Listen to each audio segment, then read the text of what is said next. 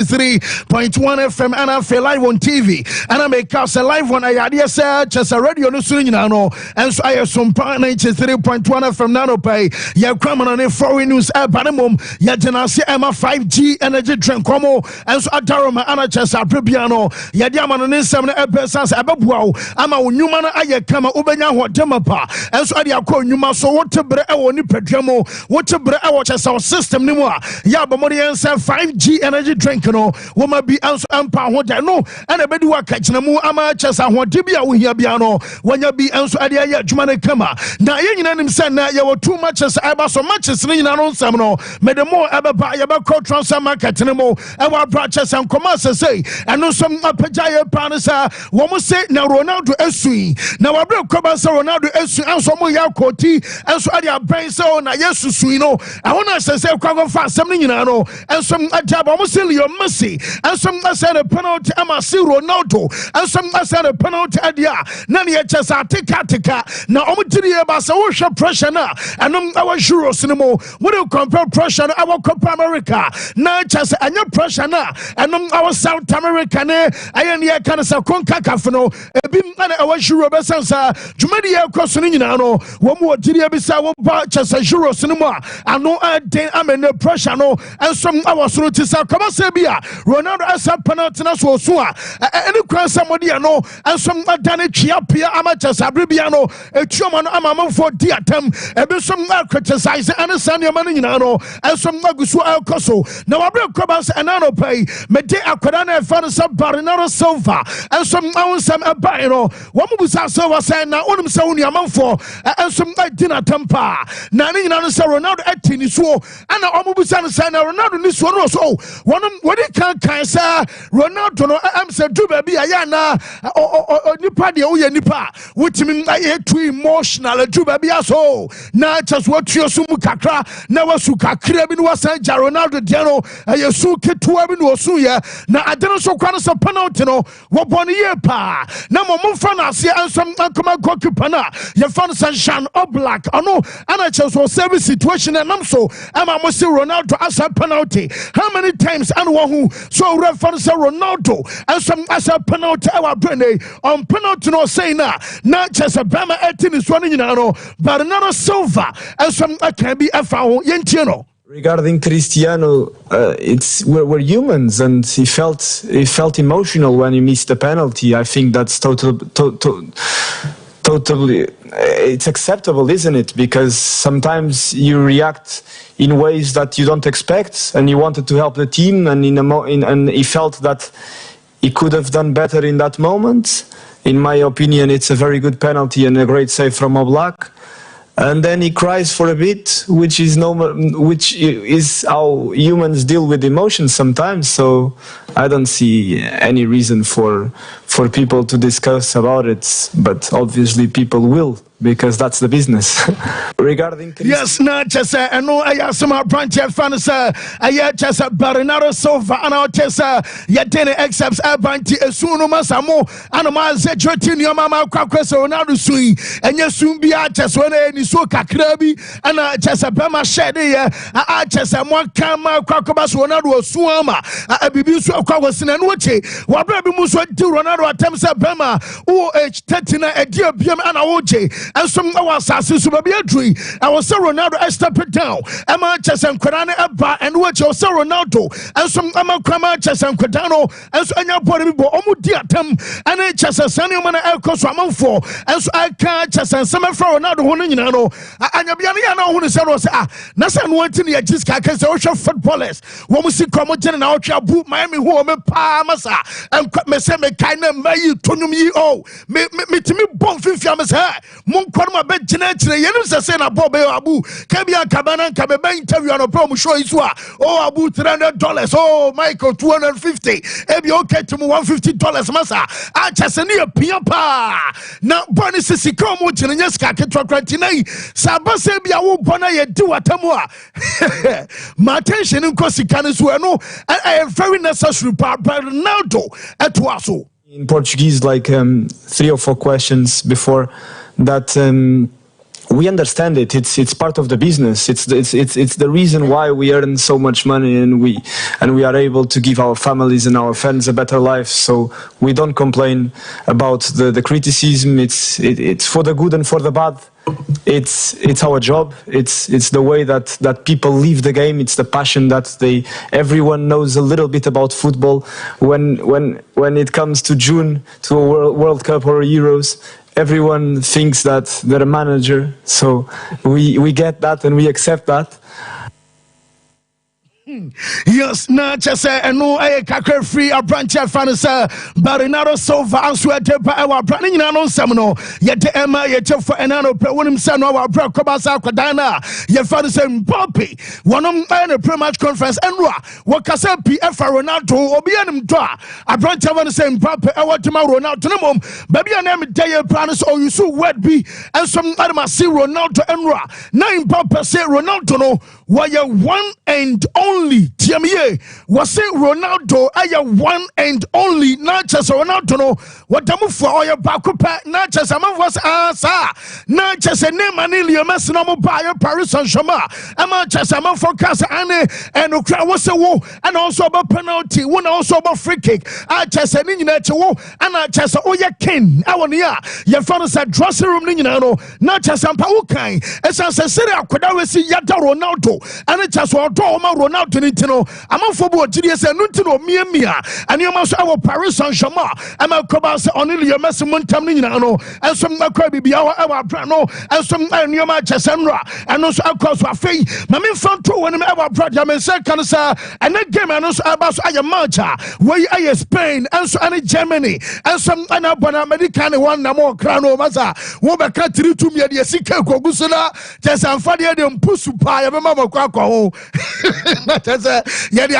because my country so and we be here what can I say I 3-2 and some tia I dimension of Germany now almost so much personal or fan say you have your ball boy okay no woman in a born be also what did you say Spain abesha Germany now ball boy na small can you answer you started tournament what you also be kind of cram team pakope as a team bet me akasebia na motompo and some a Spain was a born a royal for no bonnie in a club BNO and some national team BNO one amatompo and so said yes Spain for no and so up on a Rodri Enra and some our pre-match conference and a Bobakua and your friend Man City or Makotano I Rodri or say oh no Mopa Monchana World Cup trophy Mopa Monchana Euros on say our boys in Bonma Romaje title Panama quite tattoo there's so much Champions League Gomaje Makuma Numino Ebianwa yeah Champions League tattoo 9 years or Tijia Marcelo Num and then just a boys in them just say Rich James Munano Wama yeah be and a Rodri say Shana skin or at the Sonia Pepe, oh Ronaldo, I tattoo that Debbie, 1 war tournament, and to serious skin is City and Rodri say, Mopa Monchana World Cup on your tattoo, Mopa Monchana European Championship title on your tattoo, Timomu Fusebio, what is Spain Aquagia, one of some other tattoo, a trophy, and some other Tono Hunambiano, and Yada Sebia Satino, and no, and some other to be a scene. I'm no Casai, who drew a England Tenano pay, one was to 20 session, Abba Basso Sensa, Saturday England Tamaino woman some anitima I Switzerland and a before now Mebeka Charles a coach no or bet me a switch him back three I formation and a sample Nano maybe a wire in the pain Emma just a World Cup I 2018 woman drew semis and watch it I Euros 2020 woman confine Emma penalties no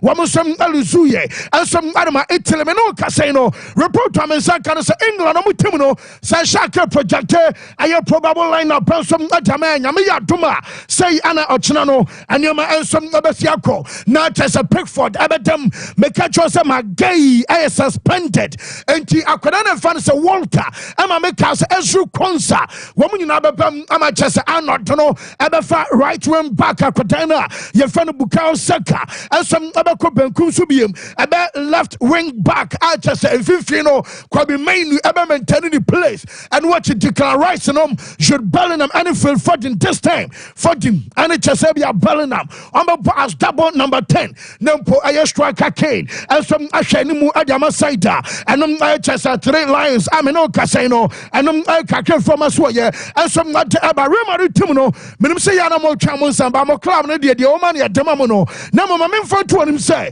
Yadam some Olympic Games Abbas Enra yet Descase Yamu to say games I say Mbappe on Kobe that already Ganacho nom and Chesa Mosala nom and Wataru Endo and Afe Ayades Enzo Fernandez nom and Chesa boys a cool Damunano woman Olympic Games Shak Memo Ayades France and Koda Olympic team Sankabenya highlight Caribbean Mamia Bra and Henry Jumo Womu Chapara Guachese Womu ball game na game and no pass no masa yes tiki taka power ayo Henry board France and Quadan in your omu pass bonama Paraguay omu jebes and nine and on omu timu bakwacha say womu who domu bono womu Paraguay and Quadan in mobi bono babenkum na benefit trubosia on bed France at Olympic gold medal masa because like I said and I just Jean Philippe Mateta where I are not Calumuendo woman nano and some Chasam Quata womu kopo adiamacho Henry and some our Shuros and Mubo pa and could I pia Chasam Omune Diagrono na Jamina say would do Paris Saint Germain on Senra near Descasa Mike Ekacha Womama Warenza and Miri and Kobe na Jamina sa PSG yes almost granted permission at the Ama Ashraf Hakimi Sakimi Abasu Olympic Games living Quadia one answer Miyako a Temino Kase B and Yaquina Womoko Ebus Ebe step behind her and update about on something yet Emma yet of anano pay and some our shoulders of Bossa yes Mompen Fanwon Yana Metabe Kasan Ebimo, woman to my bro I'll say I can't have a camp at Tommy or Nom, Niakika Kabiani at Jauko. Say when himself Katana, your friend Nico Williams and a bassa for penna. Sika Samunti, young said they'll be a doing ever see a Coninano. Report to me and Nano Penny say, would you Bobo Cavanas a bossa? Send and Nico Williams, Waba for free. Na jincha make us akwatano and come for free and say and now me no kase di omo brain do no abeso omo chase there is no way I just electric bebao ebete omo asking price no so da na chase free na omo demand no enum and I was a boss etua na chase be 58 million and because be a little over 60 million euros no enum ayesika I was a bebao and setimika makambo ni sika sma chosa so obeje ebia chase near kind of amortization. Maybe just a between 20 and 25 million euros a season, dear. And your boss, I bet to me. Now, Jaminian and Nano Penny say, yes, also a because of Bueno, Nanka this year, and on a contract, Ebewu. Namum contract in Beuno, say a young Koma, or Ronum, and maybe a Chamno, Yachma Adama Bonsa, your father San Matteo Alemani, or no, now a Yadesela Porta, and some Uncrofano, and what you can run, your father says, to cry off omunino woman some jumama kodano nanko free transfer and bus and trataku bus and trust and panamom esan say Matthew Alemani and Juan Cruyff almost that year chumano eme kodusa kodano baba season area owiapa nanka oba basano yesem amantena omokoye omo buy wasan kebi omosha nanka bi omotoa operation so no womo yi womani amantoa so nunti and a Kobas and Nico Williams, Ayobia, were extended a contract, and a Bebao, and Timpanforo almost started to Median and Cacodano, Wabawa, Bass and Chashino, Bass and Panforo Kachino, Woman Antois, or Tinamende, Ababeto Jasa Bebao Fono, and some our near, Yakanas upper hand, as our South Dinamo, not Jamasaka Cran say, Adiba Quanams Amacodano, were extended a contract and say, Bebao num. And what I a clubber, Nini a penny I fan say Naki, a ho anwa, and what she yes a boy no, Nemame, and the papa, and a chesabusa for to be omoka with Tino, woman, and a conversia Quadano, Cobasa Quadano, a sign a contract as a timer. Woman you're doing in area Yanan Kabia Bueno, Ababasa for free, El Cobasa Bass and Perifona, our sound commercial, a man to a tuno, so no, yes a club will be on Trinity, and it's on Kabia Arsenal, a show ye. Chelsea show ya kabia bananka boy no koho enti Barca wa dwuma ye ensom awasa do no ho a enom aye ho update ana Chelsea no pay no ye de nyina na adeba na ampanfo no bi awogiri ye say awasa Barca ye don betimi bia ma akoda we wono nsom aba na bi mu giri ane say Barca woman ntimi ansane akoda we enom aye December aye transfer market na bia ne dia woman to ma dwene mo the last time I'm about the story make catch all say ebi mu asusu say bia akoda no wan hwa obesa about one more season adjama bebao man fa akoda yi na mo sama no boss season eba be hwa say dia ene Barca forget it enya de say akoda no mo nsa be kan biem a Chelsea no aye update eno so aba no owura fa no say edu agba ono na Chelsea na damfo ensom ane si Ronaldo edu agba say Nico Williams no born de onimbo na mama sama ya ma kwakwa sa akoda no access woni ho Barca timi mo bi masa ene ye bisa say top 10 aye players awa asase so a menim say oba start wo de Ronaldo no masimu frim e bia be kan finishers no wodi Mbappe no ya tebaba enti top 10 would boy we ebe kan ho ana aye dabi ene sa akoda no be say bia de ball no kwan ni mo na bia akoda no ensom aba so gidi ade a ene Brenner Drew awa sa akoda na ye fan say Nico Williams afi bebao a won ye ntena emfa nyidi ye ntena mama tempo ni mpacha a Chelsea aye futu a wono som ade ama ene Friday report am nya no say me be catch all say Barca coach no was one onye obi opefie tena enti obi o san ko start adwuma middle of July me catch all so baba ntem me no kasai yes weekend di ana Barca coach ye fan Hans Flick and some aba start ni dwumadi ade ama boboku a ye fan some Barca e wa bra no and some update e banana pay me catch all so Barca akosani player no mom oyoba wo ma ye record our Portugal aye 500,000 euros and a kicker at the baba body boss striker at the ama bobo krawana sa Barca aye family na Chelsea mano na Deminya no sa Real Madrid enso akwa sign bi na Real Madrid for the same womo so de omatono enso aye Melanie Lopez na ye can Melanie Lopez wonom ana Chelsea ni squeeze and Sami Khedira aye former player at the Real Madrid one also ni squeeze and ye Chelsea no kaso bano and some aba sign ama Chelsea Real Madrid man and no aye update aba honsam no ye de amiete fa fei mame aye bobo kwefan sa West Ham wo coach na aye Julian Lopetegui wo run ye so abeso yi captain Emma West Ham United me no kasai on Wolverhampton akodana near fan Max Coleman Shaq so betimi akonjo no man wanya boy na me ka be papa Max Coleman West Ham sign it metese enra where medical ewie enti ene free na kwabia no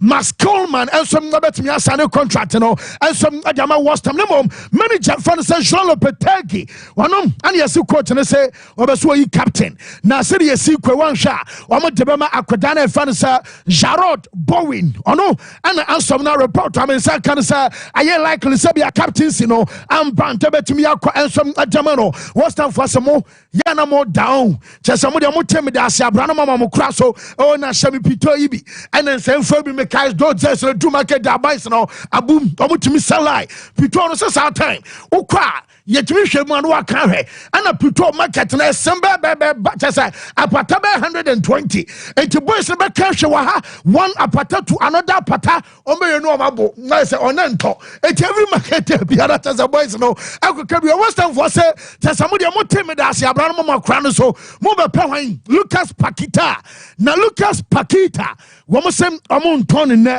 Antonio Chinamu hears come say we be ankancho be aso peska omunis kan command koto Max Coleman and some anfa boy na man Lucas Paqueta omo say yanton enche bia Liverpool manager na ye fans are na slot about a press conference when and about the first press conference as coach at the Liverpool Matisa Mikel Arteta amana kwaba na chese hit ni di aye debi be fan ho pa na owura ni Makacho se wa reported that I just a preseason a shot that way and some nano payana just one and Liverpool quadana I'm a reporter for preseason Edim Como now Comodiano Jemense can send a press conference at Basso one Richard Hughes Omumiano and a better say I'm just a press conference and a decline Edimo you found sir and a slot no and Ababaso now Liverpool team Jamina San Quadano almost wash say Obama Komako unim say Meno Casana I'm a reporter for preseason. Stefan Bashetic, one a buy. Conor Bradley, a reporter, and Jarrell Quensa, a buy, and Sam Van de Beek, and some a buy. Owen Beck, and so Abba, Curtis Jones, and so Abam, Calvin Keleha, and some goalkeeper. One was Abba, Costa Simikas, a reporter, and I could not find Fabio Carvalho. On Bono Papa, boy in here. Now, on also Abba, a chance at the mano, and you be a Carvalho ever stay. Our Liverpool and our coach, I found and a slot, and I said, Kodano, and some stadium here say, I'm a preseason Abba Shasiano, one of me a convincing manager, and as a coach, I found a slot, I'm an casino, and I update by Liverpool say, one more Kodan Koda, Anthony Gordano, Metis Liverpool Fay, one more the cash bed, and I call, and to Abraham say, I could only Liverpool ball, now also Munjana Manu Kwakotai, why you obsessed, our brand watching, what Liverpool upon Nano, yes, Liverpool team and Edisika, Abba Kwasanya Biakodano, one was some number to your fan at Arsenal, and then Ricardo Ayacalafiori, McCartney's MP at Kodano Kachosa, 45 million euros, Bologna, Erejate, one with the money 50 million, and on a park credit, the same.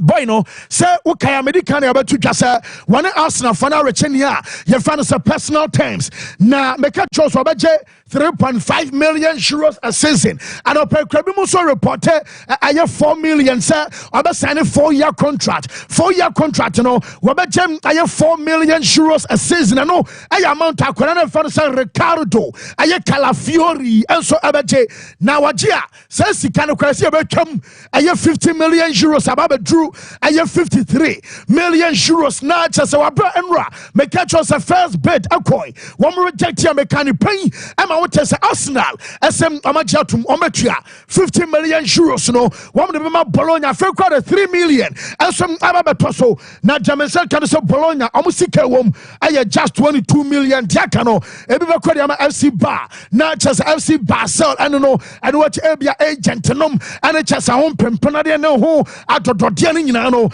and I just no so spread ama kwakodruma and I update about boy no yesterday near GA pass one coach your friend Mikel Arteta ebeya chuma na deba kono say one mabeka ayomu project no asamacho yesterday Mikel Arteta backroom staff no woman makoda ne pa woman you obi follow other players amena me no kasai yesterday report woman mo owura your friend say Mikel Arteta na je what me bot 3 what me bot central defense today am say boy where you obi an hobaba mfaso and some ama de Ghana se can be and ma me no kaso ma tiasia wo mo dia akodano and so aba na Newcastle for no omotra ye dede kwano aye 10 million pounds and say manju edem for Dan Ashworth eba afema me aye goalkeepers coach owurabi ye found Charlatan Rovilla na Rovilla and some obi atisebia woka aye class John Huntela eti wey ayo red fan sa Charlatan Rovilla owura fan sa Rovilla aye goalkeepers coach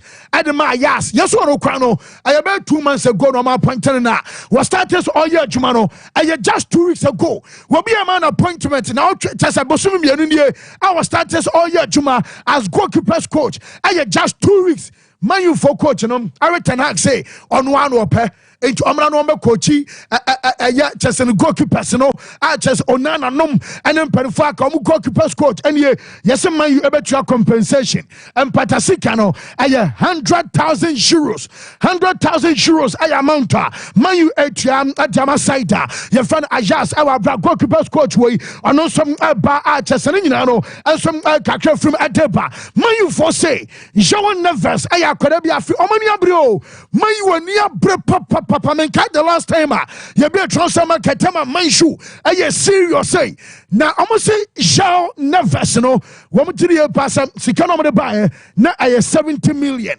na almost so say Akwadano 1 for the age and a ball our but I no started cross war ball and to me was a price in the ankaya and it's a muslim jidia and then you also met me a tribute account Akwadano Sompa and on Usunma Jawasoye and says a month for Akwadama catchers and fans Joao Neves and some 70 million I know I baby a man you ever pay Musika and so I can say Benfica and some Abatiasia now Steve McManaman Omoma Boboni bia ono so kan na McManaman and was say treatment na man you for dem a coach Ten Hag na ha momo gumu woni ma se pao mu coach aya adwuma munim samon pena moso pani and ye tin ton tani wa wie pa ba bi ko man pam no manager ne to aya adwuma na mo hyase and bi mu kasa wa kire munim sa dem ye onus anya kra was sa treatment bi at is already yerim say Jadon Sancho and coach nem na issue and watch Marcus Rashford and manager no our issue see Ronaldo and coach no and some manya issue to the moment coach ne ya adwuma na muni bi edin komasa mu pa bi amanya bi na mo sande adwuma na ma coach na bossa na e ma players no and respected manager enough and Steve McManaman. To him, you are the keeper. The way he's been treated by the managerial staff above him has been awful, hasn't it? You know, it has been awful. You have to do your homework beforehand. You cannot publicly be speaking to other managers and then go back to the first manager. It's not right for Ten Hag. It's disrespectful to him. You either keep him and back him or you get rid of him. I think the way he's been treated is terrible. But he's in the job now. And the bigger picture is what players stay. Yeah. You know, that's the, you know, Sancho, there's talk about him going. Rashford, will he stay? Anthony, who's had lots of criticism, what will he do? That's the turnover of players. The way he's been treated by the manager. No, just say, and no, I some more red fans, I Steve McManaman, and I'll tell say, you didn't accept, no, and my telephone, the same must treat him manager, and one of my Mama players and Aris partner, and what can say, my baby, Meza, what can say, my baby, and that's what to say, your man, you out to player, men could never be Kasai, and a man you put for now, Tori Ashano. And one Kasuo Penny, I didn't make a choice. Goalkeepers coach, Awaya Juma, just 2 weeks. Ama yas, 100,000 at the number. I had the request of the manager, and Teachers and Orano, Amaman the pa. Now say, player Biano, or say, a woman, medical Casas and Cratch or Data, McManaman Semaso, Jawa Diamqua, Dan Ashraf Num, and NHS and Perfona Canamum, and Ababa dictate at Yama coach na. Your friend said Tanagane, and two best watch Amasa, Tanaga Pa, Wabanya to me, I change Jesse Wilcox, and Yasambisa, and you'll be Wabanya to me, I change Dan Ashraf Mwana, Darby Ensida, McManaman. Players, people who've come in above them, and they're, you know, their power now with Dan Ashworth coming in and Jason Wilcox coming in, and all these people have come in, and they haven't come in knowing that, you know, Ten Hag will tell them what to do. Right. They're going to sit above him and tell the manager, here's the players, this is what we're doing, this is what we're playing, and he's going to have to abide by it. And so I think the power's gone from his armoury now, unfortunately, Ten Hag. Yes, not just a 2 minute any manager in Sambia. I know you said you're raw. You found some McManaman, see when you're my Brenano Peno. You had update about Drogo Costa goalkeeper. No, maybe Casa Chelsea for some Pepoto for say Mope. And he said 70 million. Money I did tell Moncadi. Maybe I'm going to be almost a ho. It is some pretty 70 million. Oh, AC Milan coach, Nyamiad Mochna, Ghana time 8:30. Wabakwa kodru Melanelu eno ya Malpensa na chese ochino kodru Saturday nyame adoma Monday 8th July ana wokọ ayade se udru Milan ho Casa Milan ne press conference ebeba so na ni training session de kankra enso na ye Ghana time 3 o'clock area eno aye next week Monday ana owura ye fan se aye Paulo Fonseca enso said na itinerary be se akoni na mo Chelsea omo confirm ye so mo Inter Milan ebebo aye friendly game nyame ya adoma aye 11th of August. I know you're not in UK time. And to Chelsea Italian champions, you know. And some boom, I mean, sorry, I mean, quick. I know probably 1 million euros out of a day. My dream, okay, Mesa, we 1 million euros out of a day. Mesa career, okay. That's a winner. Okay. 1 million euros out of a day. Oh yeah. Okay. What's I recorded your guy? See, you didn't have me. Shara Kunya 1 million euros out of it. How am I? I'll be Hey, Baba. Is it Baba? Is it Baba? I'm Ibia de daddy. Oh yes. Say D. Oh yes. I'm fine. But that's all here. And also na here. Oh, bibia boko e shey. Let me say atamfu bi na wa adwuma mu ase on pese o mo sorry tia me. Na me akobo osofo amane because omo ma sorry tia me no enye anisuo. Ara even von aso tia. Aha. Eye enkofukuo bi ana omo bo ma dwen po se omo besusu bibi dia fa me ho enya no kore. E wo fia. Azumi aka obetimi nya aso. Bipa wodi kan ya asaleboadu. Why? Asaleboadu. Era why dio. Asaleboadu free one ma. They say na bi mini okay tia e ba ko. Ti why be le video. Bipa odi susu ye wo. Me. Me. Ai. My old day. Asana fasi di malia. Fasi why? Di malia. Fabrico. A lot of me fine. And the number matches in the air. Abu. A lot of transit you read days over so is all cool. And umpire bedra. I think football needed this. And football the amaye. Now asalebo du sevejale de boy say na masa o ma make asala. Fazi. Obisi 1 million euros no. Obisi mortuary kese. No bomb pese de bi ani pa be wu.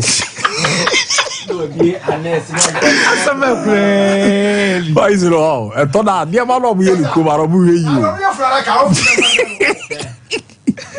Because where? Me yes I say we come in kabio. So where? Because you didn't come over. So where? Mama come out to say we. Oh, na mama mo akwa ba where? Nyame adom me. Dia akwa kama. Aha. Ayezo akontare akobia. Wa ni nua ba pa ma cho se mama nka. Wo betena ha na keke na kofo be ta be ni na keke. Gay. Masa. Oh my me starting breakdown now and they be for one. Akontano no. Ose akonta. Afeni ekeka ni o ma na ye. Afi ono mu hian. Akufado. Omu hian. Oh me hian di akufado. Fi ono mu hian. Eramado. Oh okay. Oh me checking as I board do fio. Hey, what have you said? Be careful.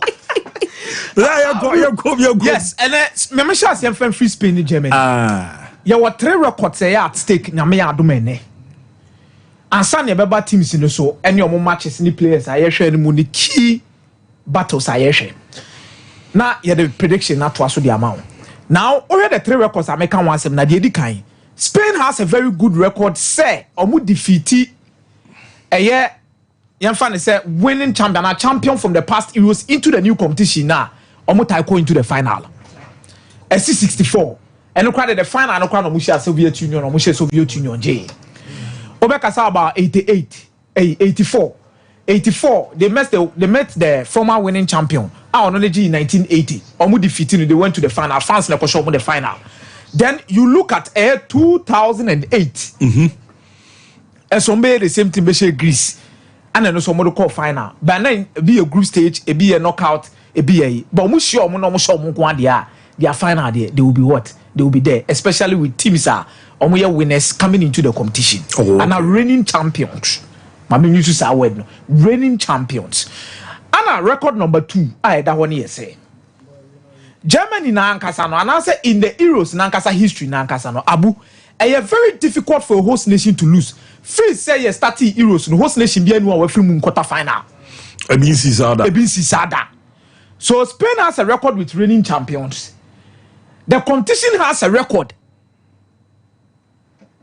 with say free say starting Euros na airborne host nation free mu quarter final. Thirdly, the record the money huni say Spain undefeated a host nation in any major competition that Spain undefeated any host nation in any major competition that started in 1934 omuni Italy about 1950 Brazil be show 6-1. Well, that record no san tissue be mama. Na minyan. The edikan. Reigning champions. Oh, okay. say Spain ni omuhia na omo show omo a abeze no ya kan wasem ba de di ono de toso mienu ne say in the history of Euros a very difficult say host nation be film quarter final and also ya kan wasem de toso miensa Spain defeat host nation bia World Cup and European Championship da wow that record na no edin anu edin it 3 records na ya stake na me adoma ene na abu na meka 1934 yes omuni Italy ball 1-1 obehe 1950 Brazil show 6-1 even in 84 omu belusu to France oh okay in that particular final omo try the last time omu Madrid say come break his voodoo no was against Russia. That was 2018 World Cup. That was the World Cup. And Russia so here. Russia sure. It is Spain has been struggling and the World Cup or the Euros is very difficult for them to beat the host nation. And then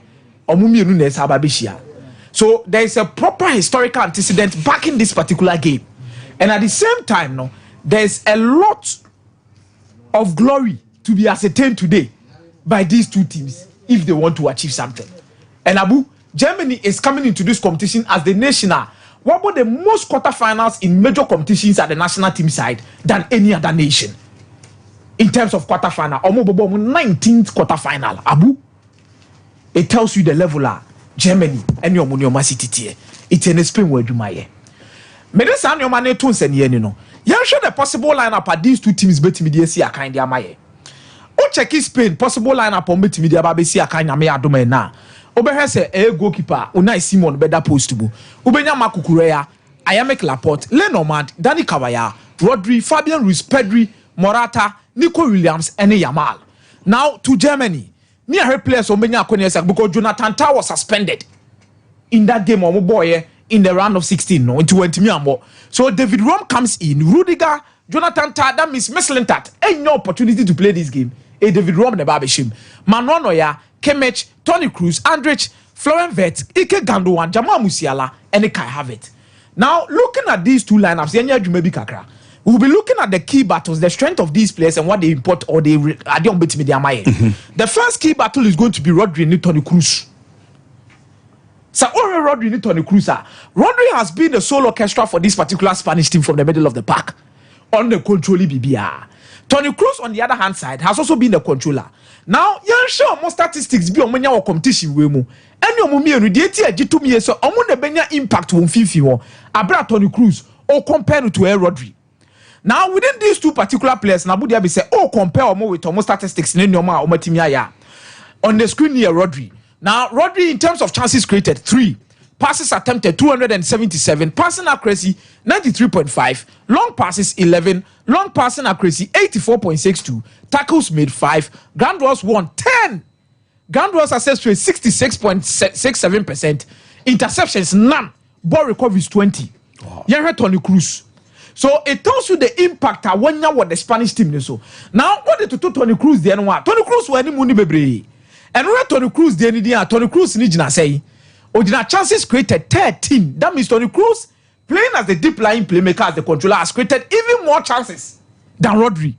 The number of passes attempted one more than Rodri, 431. Passing accuracy, Okuta more than Rodri. Long passes completed, one more than Rodri, 10 more, 21. Ocheke long pass accuracy, 87.5 as compared to 84.62 for Rodri. Obrono so, baby omoye per air tackles and the ground duels won. But when even come to ground duel success, na man force Toni Kroos in take. But Toni Kroos need 76.92. Abra Rodri 66.67. And sana interceptions Toni Kroos in quite 5. And sana ball recoveries Toni Kroos I am 28 at the age. Ah me ono no say baby odunu so ba o. We all the twato ni. Abu so arozo jamu ba say no. Onyi no ne ball na sisa style. The ball na sisa style be. And it's much more concentrated on finishing on a high. Yes. And this is one of the best performances for Toni Kroos at European Championships. And Abu, what check statistics now there to do now? Omumi is going to be a tough battle as to wine and a bit in your foul. The last match in here. Abu, I don't think so. Record now there to do another. All the Germany be Spain. A more day. And son I'm calling me no. On them club for being a juma tournament. Yes. Yama, Nico. Musiala and Florian Wirtz. Now, when Nico Williams in terms of the statistics in this competition, Abu, was so. Only to the likes of Pedri, Yama, okay, Nico Williams, Noel Lami Yama, okay, very good. Nico Williams, shot on target 2 goals 1, chances created 9, passes completed 84, crosses attempted 15, take-ons completed 9, fouls won 1, ball recoveries 9, touches in opposition box 19. Yansha Yama.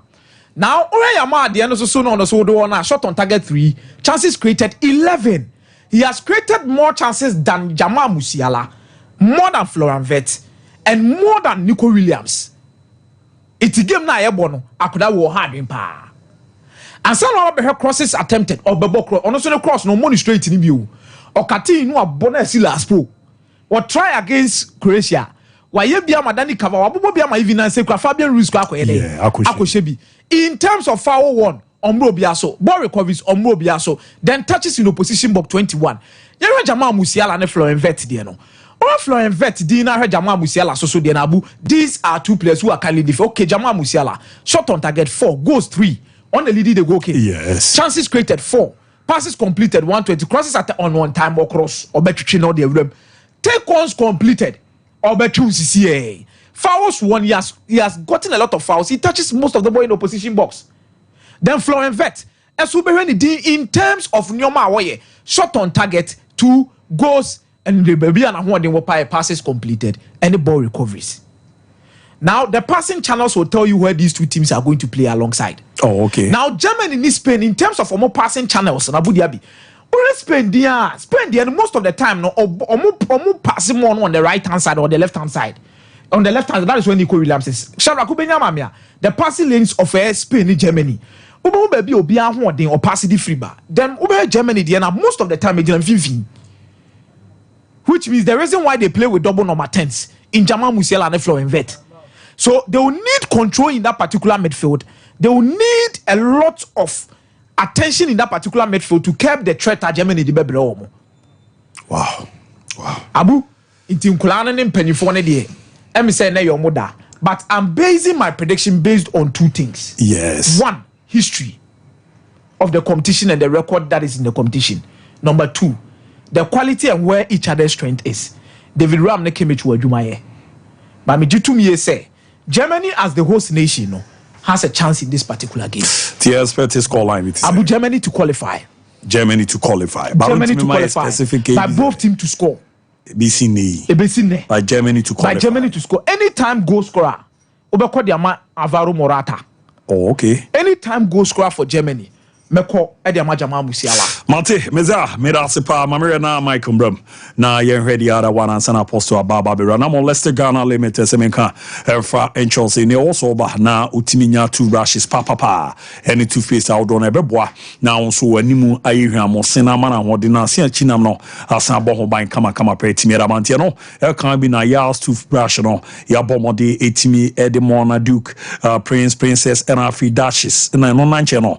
De call etimi man kwada reswana omonso yusu ebeboa na abom sen no ban no munyina na ntutia na da ye pe etimi edi amomona ne 2 face sawodo na ye de aba na aba bewram no ebeboa ma onumate na ma onuma san hwam ya ye bia wo senim no ayiri fi ona sa ma na hoden sonko na wadidi a watimi abodom peni nti se nete ye wo ya total care ye wo ya seba ya white ne no na eboa ma ose no apai ni fita na we ye adwuma ze professor bi ababa begina nipa dodo ma oyi ni nkonya no ntu sha se yusu a obon se se bebre ebetimi abana ne ma deda ye pere am edum pizza cage around about na money is 0501 3903337 0501 3903337 and 0501 3903338 0501 3903338 21st can examine ka va Jose ya na de ba ko abodi ape na just 21st di edwane ne Sciatica no se ntutu ya maame na ya amudidwa mukodwa no mo transiche ye papa no ma mo ye edwuma transiche no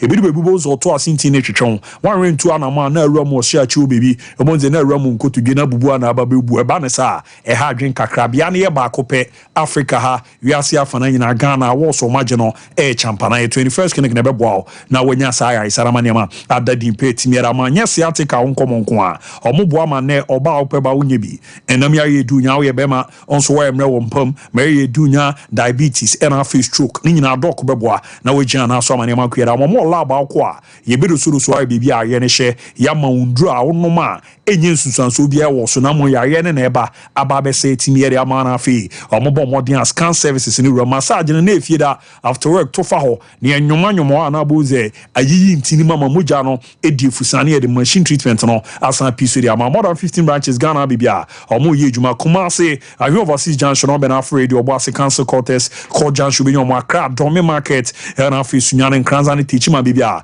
omo ye juma 0249 311 311 0249 311 311 0540 311 311 0540 311 311 me Abu yeah him kakro me fine. Well, last 2 days ago now, maybe the history behind Mary Demiral, sad gestures in the aftermath of Turkey and Austria gamer and UEFA for the band. Man, I've had requests from people say, "Omo pese omo tia de na see as to the entire UEFA air banning and na Jude Bellingham there, ya fine no." So let's do it again for the purposes of Omonya Kunyananti Adianis Asiye. So this is Mary Demiral and then the gesture. Gesture na wayeno. Nensano dear Edamienu, that is the middle fingers. Se Oshe two na waka femsa ano de ne tamb no assume say enti say na odiaye.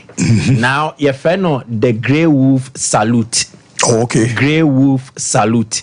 The Grey Wolves an association and a youth wing of a political party in Turkey. But so when Turkey minus here, it will be difficult to understand why some Turkish citizens say supremacy in Bimunti, they will push their own agenda at the detriment of the other minority ethnic groups and the other people in the country. Turkey or Maya comprises various ethnic groups and then various people from different backgrounds. Now they are a population of over 80 million people. So it should tell you say te ya Ghana aboho beye and 9 in Mroso. Asasi a Turkey wono ye freno in historical terms the Asian Minor anase Anatolia.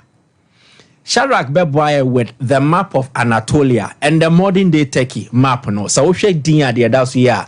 Anatolia no comprised even to some extent Algeria, Libya, Egypt kakra rim. You have certain aspects of the Kosovo area, Serbia, Ubenya Greece, Ubenya Armenia, Turkey nankasaka ho. Anatolia nene da ho no. Ne ya say, but it was an interesting location and a settlement because baby I want to know vantage point. Osha see say the Adriatic Sea, the Mediterranean Sea, the Red Sea, so it was a vantage point for trade. Nese to wana ne free my hold was wa omoba ebedija. Asasi a eteso ene Kumasi some years back. It formed part of an empire, but then the Ekagana. So asaseno de edaho, but the identity of the people who inhabit the land will change from time to time. It may be in the next 1,000 years, omomo betina asasi ways no. It will be different from any etisusi. A bit me bakra said due to race settlement, immigration. Na fe abrofo no kraba betina nebi before no asiashe. A part of the human era, how humans have evolved with time. And the Anatolia region, no, it will also be filled with different inhabitants due to various times and then the conquest of various empires. Into the empire they started here, was the Hittite Empire. Hittites, no, Omobe occupy assassin, then they brought in the Afro and then the Hindu people. And I said the Asian and the Hindu people. Indo no be more of more and the homes of me Indonesia for the Indians. Yes. The Asians no be any typical of yes Chinese for the South Korea for no. But a bit of the Russia for no. So omo and a be the Hittite Empire now they came to dominate that land. Now almost conquer. When the Hittites were conquered, those who came next was the Achaemenid Empire, which is the Persian Empire. Persia end modern day Iran. Yes. Into the Persian Empire so beba almost on call for befra into check you Asian Hindu, Afro Hindu, then yabenya Persia. Inti when we say we are having 2 different or 3 different backgrounds now. From the Persian Empire, we move to the Macedonian Empire. On Philip II and then about Alexander the Great. Ebe set up that huge Macedonian Empire that brought on board the Hellenic era. Hellenia, Greece. History near Hellenic era. So almost about befa asaseno, then they will come with their own forms of civilization. Tieba, yebese sakasa, eduani ebedi sika yebeye so emma a chrono settlement na asaseno. You see different people occupying it at various points in time. But omo occupying ye omo disono. Omo na ye omo empire so omo no dominate. Then there will be others who also mingle with them. And the Macedonian Empire, no, it didn't mean that the Hittites were extinguished and I say exterminated. Yes, the Hittite, you were remnant war, Ubenya renegades who are more defaulted from Hittite, no be rim or Persia, and as the Persia, background, Persia, Nugua, Ombeko Hellenic era, no, which is the Macedonian one. Then the Macedonian never survive here will come and get the Byzantine era, and no. And you benya Constantinople. Constantinople is modern day Istanbul. Yes. Why the see is the Emperor Constantine. Constantine ye Christo ni mapa no je Christo sundi. All those are more way. So he will institute that. Into Turkey. That is how come Turkey is secular. Entitiano Muslimi sum kakrafra. Christo sum kakrafra. The Greek mythological gods ni way no kakrasofra. Enti the Byzantine Empire will also come do their own. Then yebenya the Seljuks no yebenya the Turkics nankasa. Or if I'm a Turks now no. Or more emigrate from Mongolia. Modern day Mongolia. Yes. And almost so basa so Seljuks ne beti omo hu kakra no almost see omo empire kakra muche. And yebenya the Beyliks. So the Beyliks eventually became more like a force. Then they started to dominate against the Byzantine Empire, especially after the death of Constantine. The Emperor Constantine, the whole Byzantine Empire, the Roman Empire, so they lost their supremacy. Then the Beyliks also started almost yes, BM and the formation of the Ottoman Empire. Ottoman Empire, flag and no use, and one attack you see, but the emblem. Assassin. Good. Until the text name Mongolia for was make a Mongolia. A true during the co Asia. Yeah. Good. Abua Ben Pano Motai reference. They deal with the wolf. Until the text, according to their folklore, or mythology, or Mujidi say, Wamo Krabua, a wolf, no, the grey wolf. Good. Ediana for Omokra boy then Kramina ja Etiana no. Omodiani the grey wolf. Oh, okay. Good. Into the real text, I am from Turkish people. Not Turkey as in the Republic of Turkey, but baby omufri. See a casa we are kania uwo wunchi. Yes. Into a can phone baby ye free no ye wakrabue pi are related to. Into the real text. Say wa santimemu, but no be wa santimemu be na ya kanni. No good. So the real text omo totemic symbol abo omo referred to the grey wolf. Okay. Good. Until Ottoman Empire no so be dominate year, but there will start to be breaks and divisions because of the advancement of the world. That ni be ba. Intini abenya nationalist movement. Omo mbe start ati omo from the Ottoman Empire no. Yebenya the Kosovan revolution. Na so Kosovo for na ati omo Serbia mo. Then yebenya nyebi mo so omo teti omo ho die frame.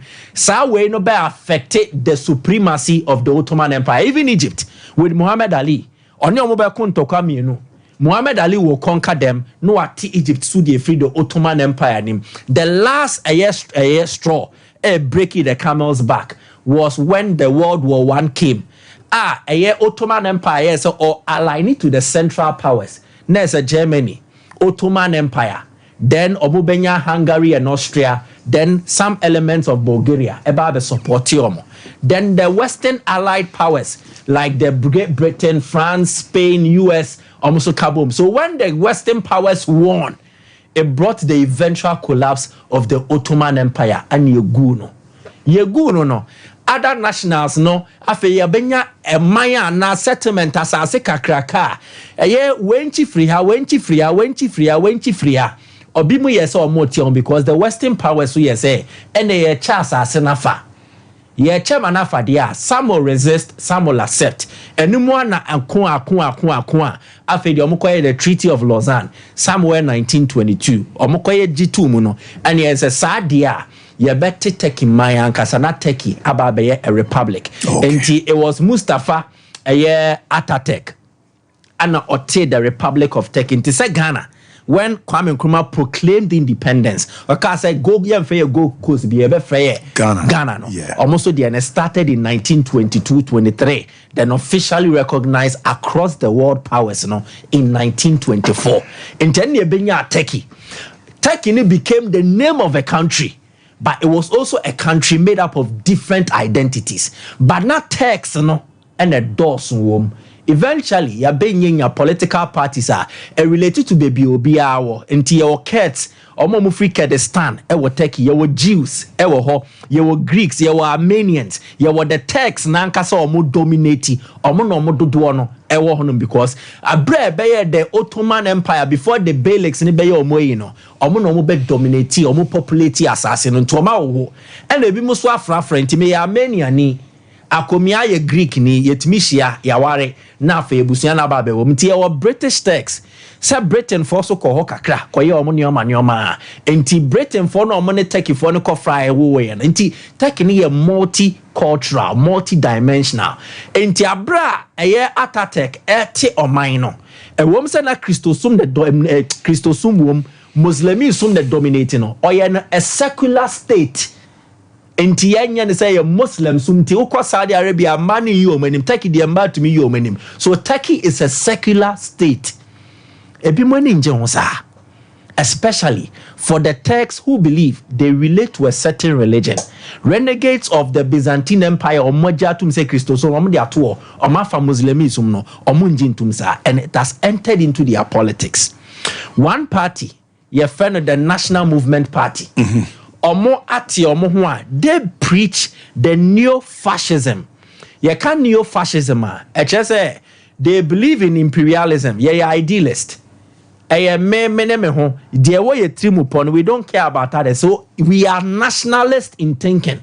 And to say I can for if the typical Akan chooses to be a fascist, na say onjin tum say obi a wonania or pay me cry. Maybe I can't near man a bro when any ne so intimi muno. And to Shadrach bet me the neo fascism at so. And be na xenophobia free ba. There's xenophobia now South Africa for start here. Xenophobia free or racism. It comes from fascism. And to what a mind be so no fascist interventions or policies are banned. Into what screen as well. This is where you see the various breakdowns of fascism. Actual idealism, nationalism, ethnic nationalism, which preaches white supremacy, and now white nationalism, authoritarianism, one-party state, hierarchy, natural law, social interventionism, eugenics, heroism. No, it comes under that. And to Otaki, that relates more to Ataturk, and in there, no person yet taking mine. And the new nationalist party movement, no Martino, a youth wing, to say Bianca Ghana ha.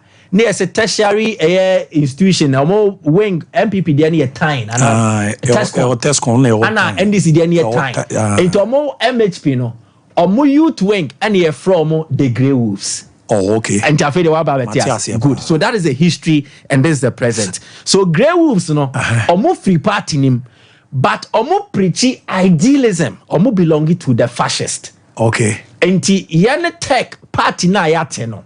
Yeah, they preach a certain Turkish agenda. And your mind Turkey there, but on your typical Turkey you move. Oh, okay. And almost to preach it towards or more to the Ottoman Empire era, where Islam reigned over Turkey into almost more of Ottoman values instituted. Yem secular, no biad and honor yen your more pe. Ya pese modin kremo somra no mode chechreye. Na modis a buo mine so. Enti no yesa, and they have a sign using the grey wolf. Their salute is the grey wolf. And the sign in Mary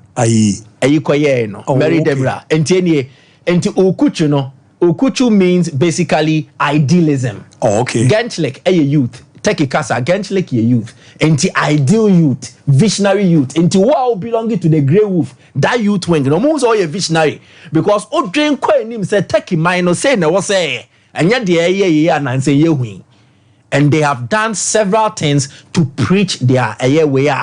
According to the EU, we're a terrorist organization. Yes, so I don't know how them is so good. So they married them Ryan. He was not just a footballer gesticulating or celebrating. He was a footballer who proved controversial.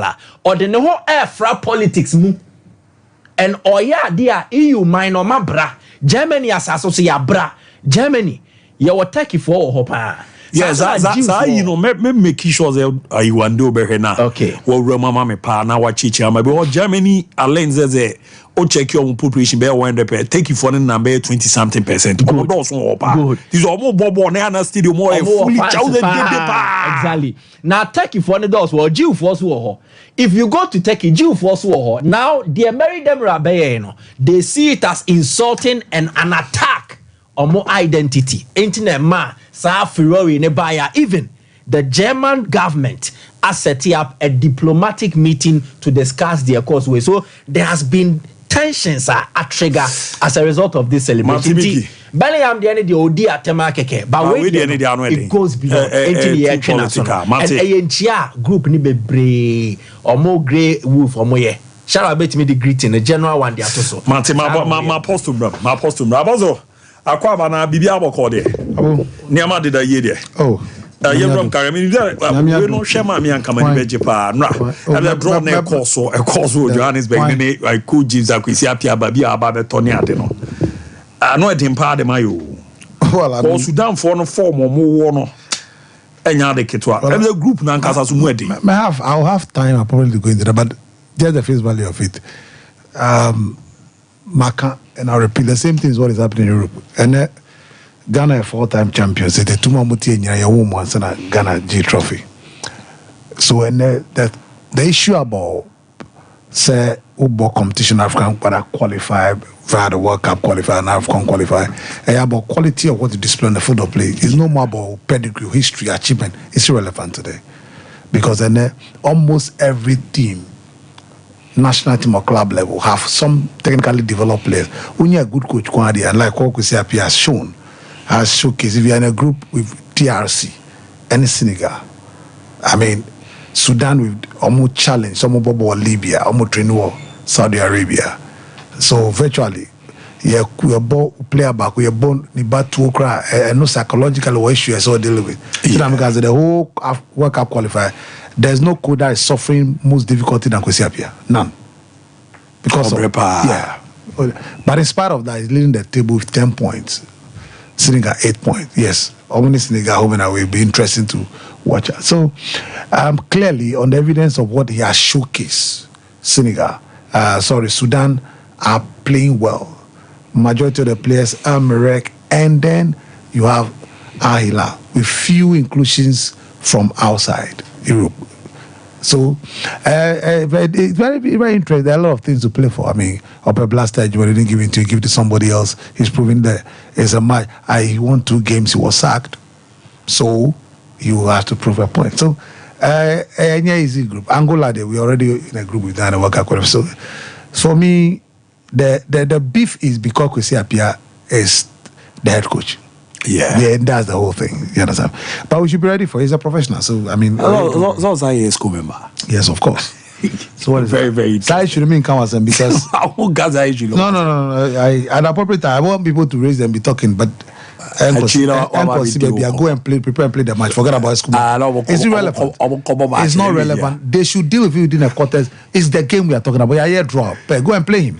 By a group, No, there's nothing wrong with that because even as a judge, Sompa or one you recuse yourself. Yes, so and yes. Don't just discuss blasters. No. So but that group afraid they get you. But Niger, be careful. They are physically aggressive and strong here. So I'm not messing your boys. That group for me, It's very interesting. But you see, I don't see why I should cry about this group. Look, it shows how low we've sunk as a nation when it comes to football. Ghana drawn against Angola, Sudan, Niger. We are shouting all over the place. I mean, this is not the Ghana that we used to know. Yes, the reality checks are near your team near Hondisa, but we should be able to qualify out of this group. If we are qualify out of this group, then we have no business calling ourselves a football nation. We have no business. Listen, go on to the field and prove it. Be Sudan to make a mark, make a statement that you are getting there. We are getting there. You only do that by making emphatic statement to performance. Football on the field of play. Go and showcase it. Put your strategy in place. Go and showcase it. Let's face Kwesi the former coach and the current coach. So very, very interesting. Oh, don't worry. I mean, and it's not about flags. That's good. I got a flag in it.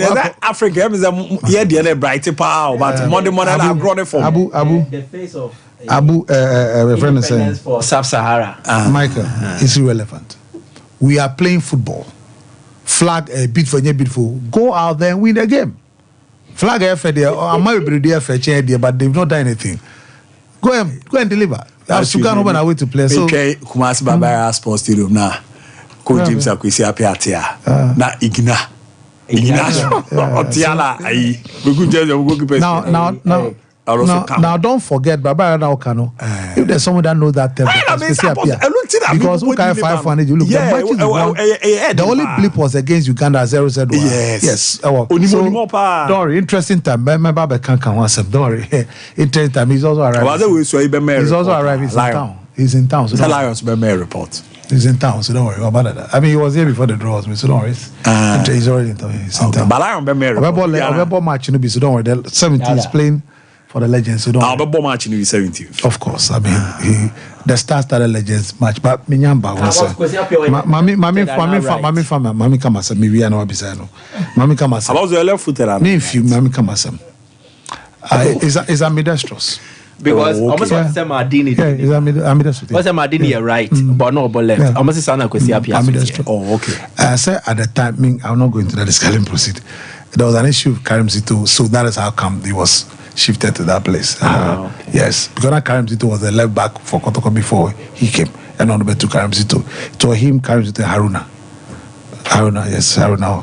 Haruna on the right. So, and they have Chencheni and Sentampedu and Joka imposed. Even the Speaker of Parliament knew Chencheni and the quality of Chencheni. Speaker of Parliament. Yes, he said it. In the lunch, during the lunch, you go and play the lunch again. It's in there. Or quantity, quality players only. I mean, yes, he mentioned that he used to watch him. And he's a Kotoko fan also. He said it clearly. So you come to that leg. Justin Garling, quick one, Mami. Justin Garling, description of Sydney Michelle Magoglin Levron. That's what Justin Garling. Open up with world leads in the 400 hurdles, open up with the world lead in the 400 flat, and then open up with almost a world lead. Was it almost a world lead in the 200? Yeah, Mackenzie Long had her. And Rich Mackenzie Long has the world lead with 21-8. Exactly. So you're looking at somebody who is amazing. Very. Truly amazing. Like, truly amazing. Like, I don't even want to know what her training looks like. I want the mystique to be there. I just want to see her show up at the track and do something amazing. I don't care. Don't show me a documentary of how she trains and how hard it is. At least not right now. Man, wow me. Now, so there is a sensational 100-meter runner. Yeah, sometime he doubled 200. It was usually 204, 200. He didn't win it, yes. Sean Crawford won it. But I realized he was third, but I have more of 100 meter. So 2004 Olympic Games. So this is where you see him. That's Justin Garling. Now, this ahead of this, Obikwelu France was started to win it, but Justin Garley won it. Maurice Green, who was defending champion, because Maurice Green has then won the 2000 Olympic gold. So Maurice Green won the venture, but Justin Garley won it. Now, Justin Garley can't be about a young, talented athlete in Sydney, Michelle Magoglu-Leveron. Niente all can one semen, so there's a beautiful lady. And they say, or see, or your generational time, generational time say, Obia Omwana Bakubiaba. Yeah. About her. Or your 400-meter hurdles champion. No, I'll get into the detail very well. So, there are reasons why you see these champions, but you see, we talk about the champion, but Nema that made the champion mostly is hidden. So this young girl, now, Dalila Mohammed in 2016, winning gold with a time of 53.13 at Rio de Janeiro, gold in 400-meter hurdles. This young girl started from 2016, but she was then young. She had an opportunity and call the Olympic when you draw ground. Now she had opportunity 2019, what I led championship at Doha, Qatar. Now, so here, we are the major tournament. Now she was up against the defending Olympic champion in Dalila Mohammed.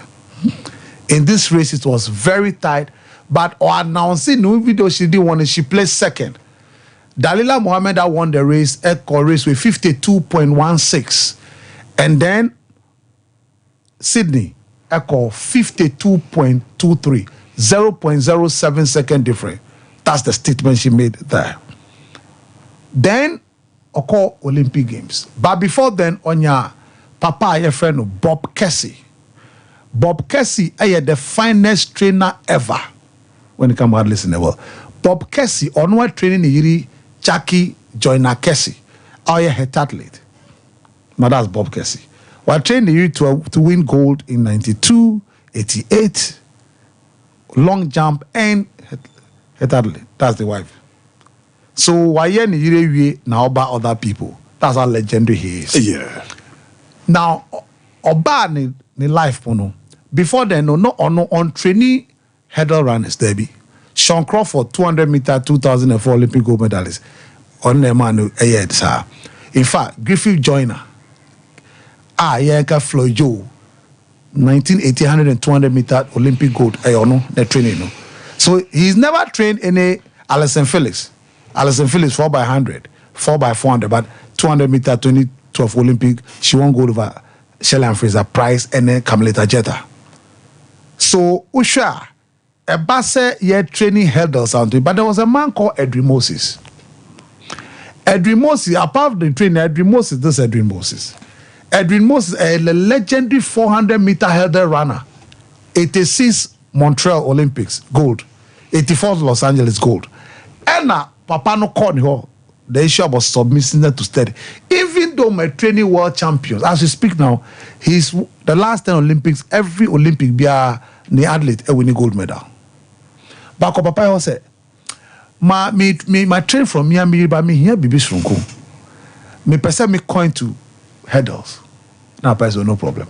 And no Edwin no the techniques, the tricks and the strategy and what to do to train Obia or hurdle. Now, his first, ironically, hurdle Sydney. Oh, okay. So watch something. From 52.23. Oba in life, Bono. Then she went to Olympic Game 2020. Obebia and this race 400 meter hurdles and breaking the 52-second barrier. You see that? At Olympics 2020, she ran a time of 51.46. Wow. So now a Olympic record and it's also a world record in her name. And so on 2022, Eugene, Oregon. And TBM. But before Eugene, there was a U.S. National Track and Field Championship in 2021. She broke the record of 5146 and 5141. Two records gone on running records. Mm-hmm. He set the first one, broken a record again. Then Eugene 2022, She then decided to make it 50.68. Wow. What athletic championship, Olympic trials, I'm saying. Just on we that's the weekend. Then she did 50.65. Wow. So Jessica Lekan, this young girl, she's 24. She's able to set. First of all, she broke the earlier on, set her own record, and she keep on breaking. This is a girl, married woman, beautiful girl, but hardworking. But Bob Kessie, before Bob Kessie, she didn't break a world record. The trainer in question is what has transformed her to become an astonishing, a very exceptional athlete. Tina Jessica Lee, I can say, oh yeah, generational because no, or maybe I be there. Even men macron her time. Yes. And what thing? Now she decided to run 400 meter. Or so just the normal 400 meter. She did 48.75. That's the third highest in the history of American 400 meters. Or the day ago, so when say we have any Michael 400 meters. 24 years. I was about to have a name, brother. 24 years. Now, Muka say, friend say,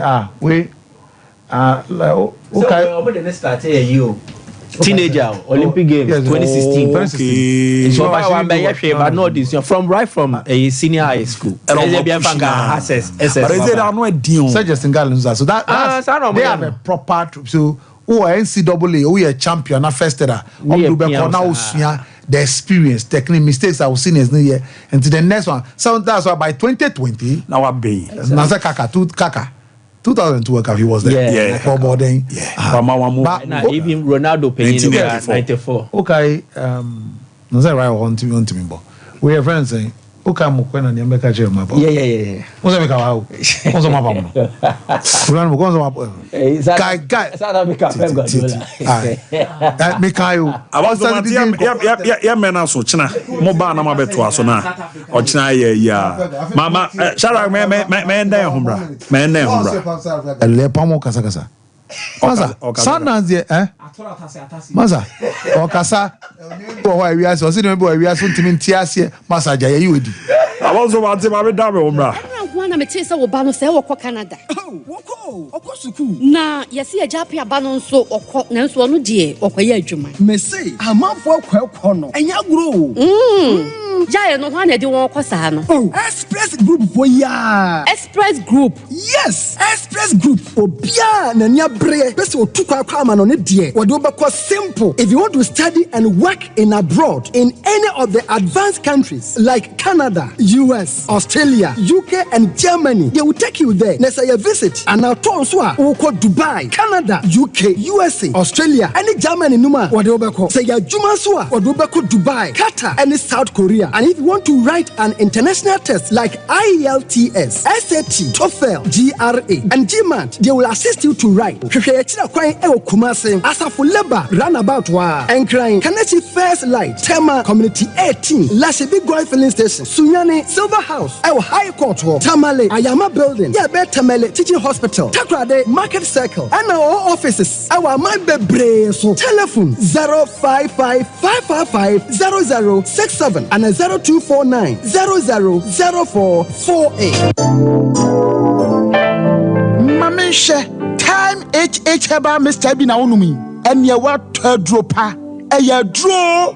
Ejadro say mani peduan kwamwa enya hoden na akwatia yare entwen yare ansan wakwakoto fire wadro na nom no abribia Kanoga Company Limited what the time TIME ebedwaso no wono a na the time HH Heba Mr. edia bedwaso akra wonyanya mfisia dumienu enum bi wo pemfo ene oba wo makra nufo enso enum bi time HH Heba Mr. who benya bi over the counter medicine sellers any shop dodo na mu so pedodo to afre 0244 417669 0244 417669 time HH Heba Mr. Ejadro say FDA adje ejwadie nkratoe atum the ones that now Papa Toothbrush no. Why and toothbrush no. Ninya Ashford. Nah, Nina Ashford dear. Not so evident no way. Who that the evidence bang? And then Ninya Ashford toothbrush. Oh, sweetheart. Ashford toothbrushes no. You want different types. She abena de ya moku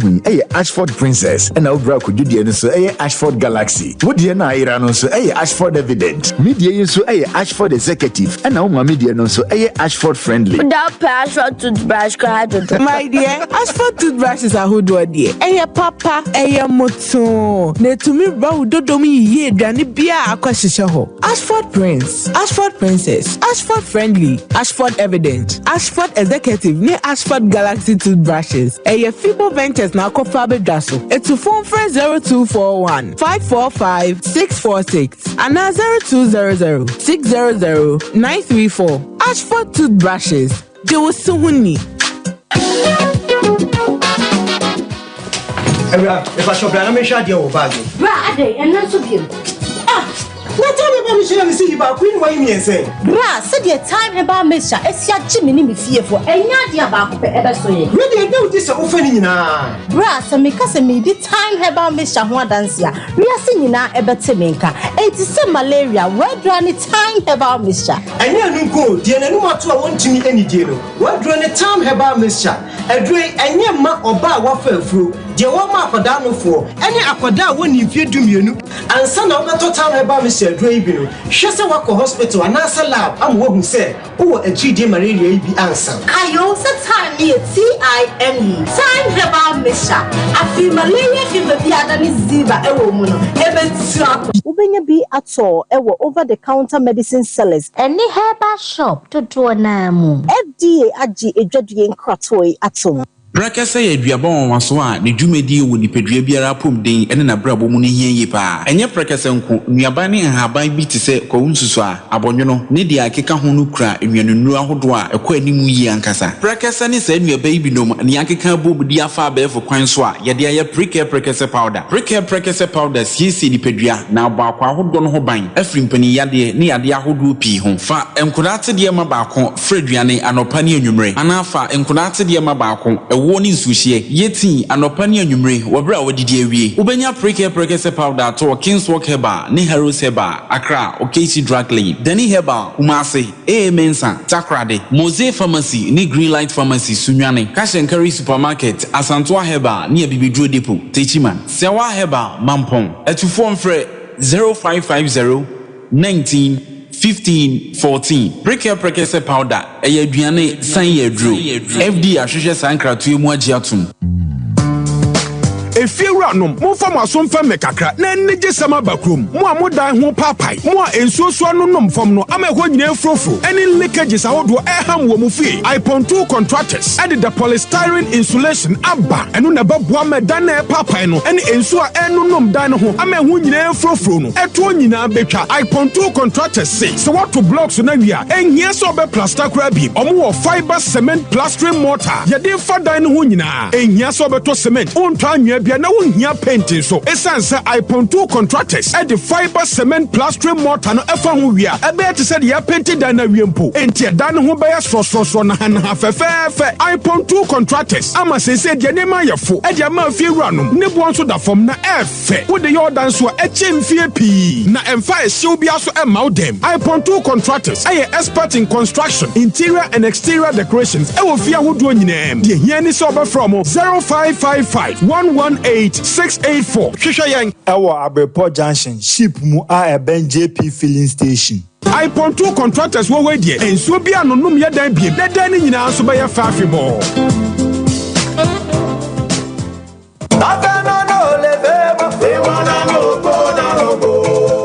Original Games 2024. Wole monko. Ghana's all-time top scorer, former Blasters captain, Samojan, the Baby Jet at the Original Games 2024 edition of the Beshishaso Original Games, a mini Olympics. Just a man tam doing sia walk. My Ghana muno, woman in Abesia can mu ebi. Na the Tiani said, we are babuno, so your bar and our bema when you finish a do what we air kono. You are we can see outdoor. Ebi any football, volleyball, arm wrestling, boxing, athletics. athletics, basketball, table tennis, and a lawn tennis. So nimsa gremu bia oyadia, bomodia kwa your website www.allregionalgames.com. Nako register Emma Omantamu. The unya de registration no eye ebia Ghana card, and now o passport or national health insurance card or birth certificate. And on how to register. So your registration if you are yebema o data or the beko mantam a womunumu no akwaye justify your inclusion. O madi mo swanipe mantam no ebefa o e de wo account one final team wade ba the grand finale ebeba so 4th November e wo enkrano eho na trophies, medals and ya chede ahodo a edaso no mantam no nyina ebehia no mo dia face so embenefosia magania magashia ene ehu magahoho sawo penchemu bi afre 0267 084048 Jumedie so person so asene and now sponsor call your website www.allregionalgames.com. All Regional Games 2024 and Wole Mongo.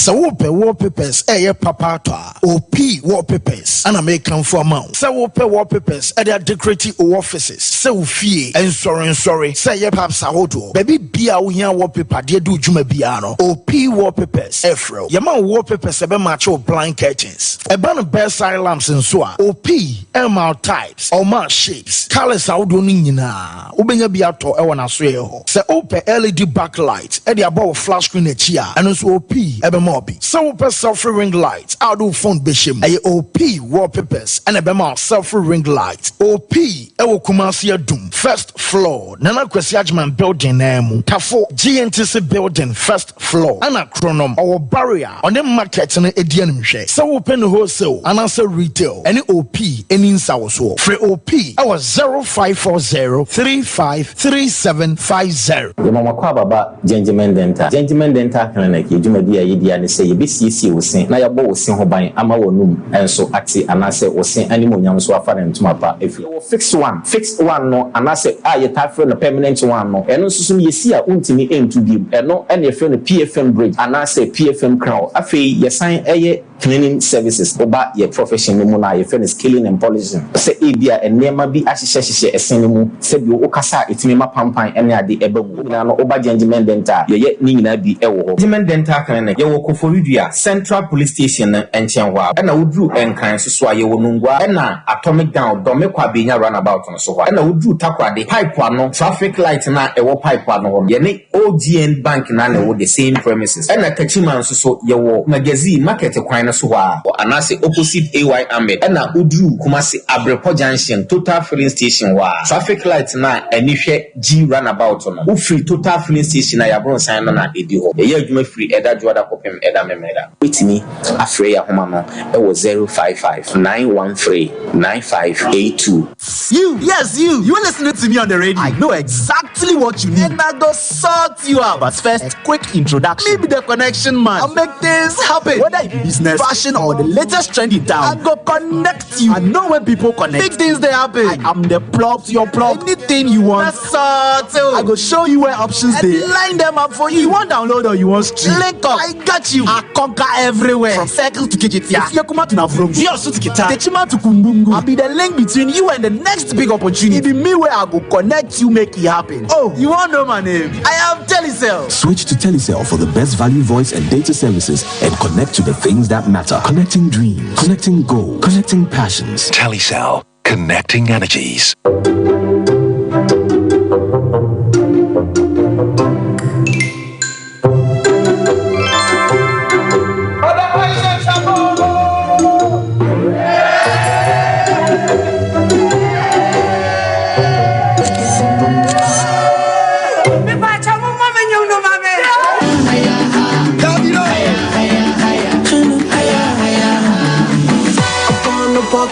On every street, upon a ball, I've been through hell to my feet.